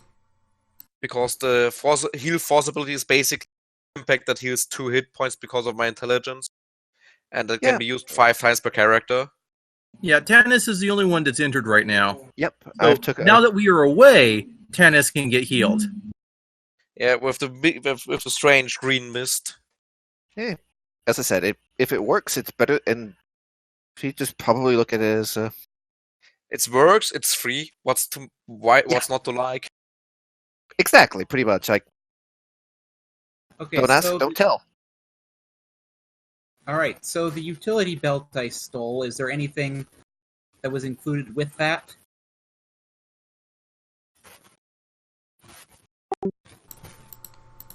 We can cover that next session for now. Yep, and same for the guns. If at least nothing else, to teach them how to at least try to. If nothing else, seeing if they can't. At least if some of the guns can't be used or whatever, at least take them down into blasters.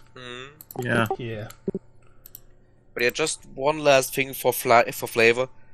Once everything is sorted out, Marty's just gonna sit down somewhere quiet and begin to meditate on. Please, oh please, Winged Goddess, give me a vision on how to fly a ship, because we don't have a... I'm working on. For not having a pilot, we did pretty good flying out of there. Especially with a light capital ship, too. Yeah, on capital ships, the pilot doesn't really do much. Yeah. I mean, we have 4 guys with agility 3, so it's... As long as it's just difficult checks, we can kind of wing it with getting some boosts here and there, because that's slightly above average chances of... Yeah, pilot space is not really an ability we need. Gunnery, we do have a third weapon we could use. Yeah. Well, I'm still gonna save up XP, because the force path of the fighter ace gives both gunnery and planetary as a career skill. Right. Well, the Academy Cadet is in Vulyn's future, theoretically in the past, but post-Care Gen XP. And that'll give pilot space and has an ability where I can pick up gunnery. Yeah, well, that all depends on how much XP we get for this session and the potential next session. Right. Yeah. Let me wrap this up, and then I will get into that. And then wrap it up, end the recording, and then get into it. So... Through this, you have a total of 1,000 credits per player and 20 XP for this session. Woo! And with that wraps up Escape from Mos Shuuta. Assuming we continue this, the next adventure, The Long Arm of the Hutt. Tune in next Saturday, the 24th, for Spud's usual Spud venture. It will be the Forgotten One session, whatever. I don't know the number off the top of my head. The week after that, I believe they are doing Stars Without Number for it. And if you watch this, you know the usual spiel from Spud, so enjoy that. We'll figure time we can do this. And see you next time.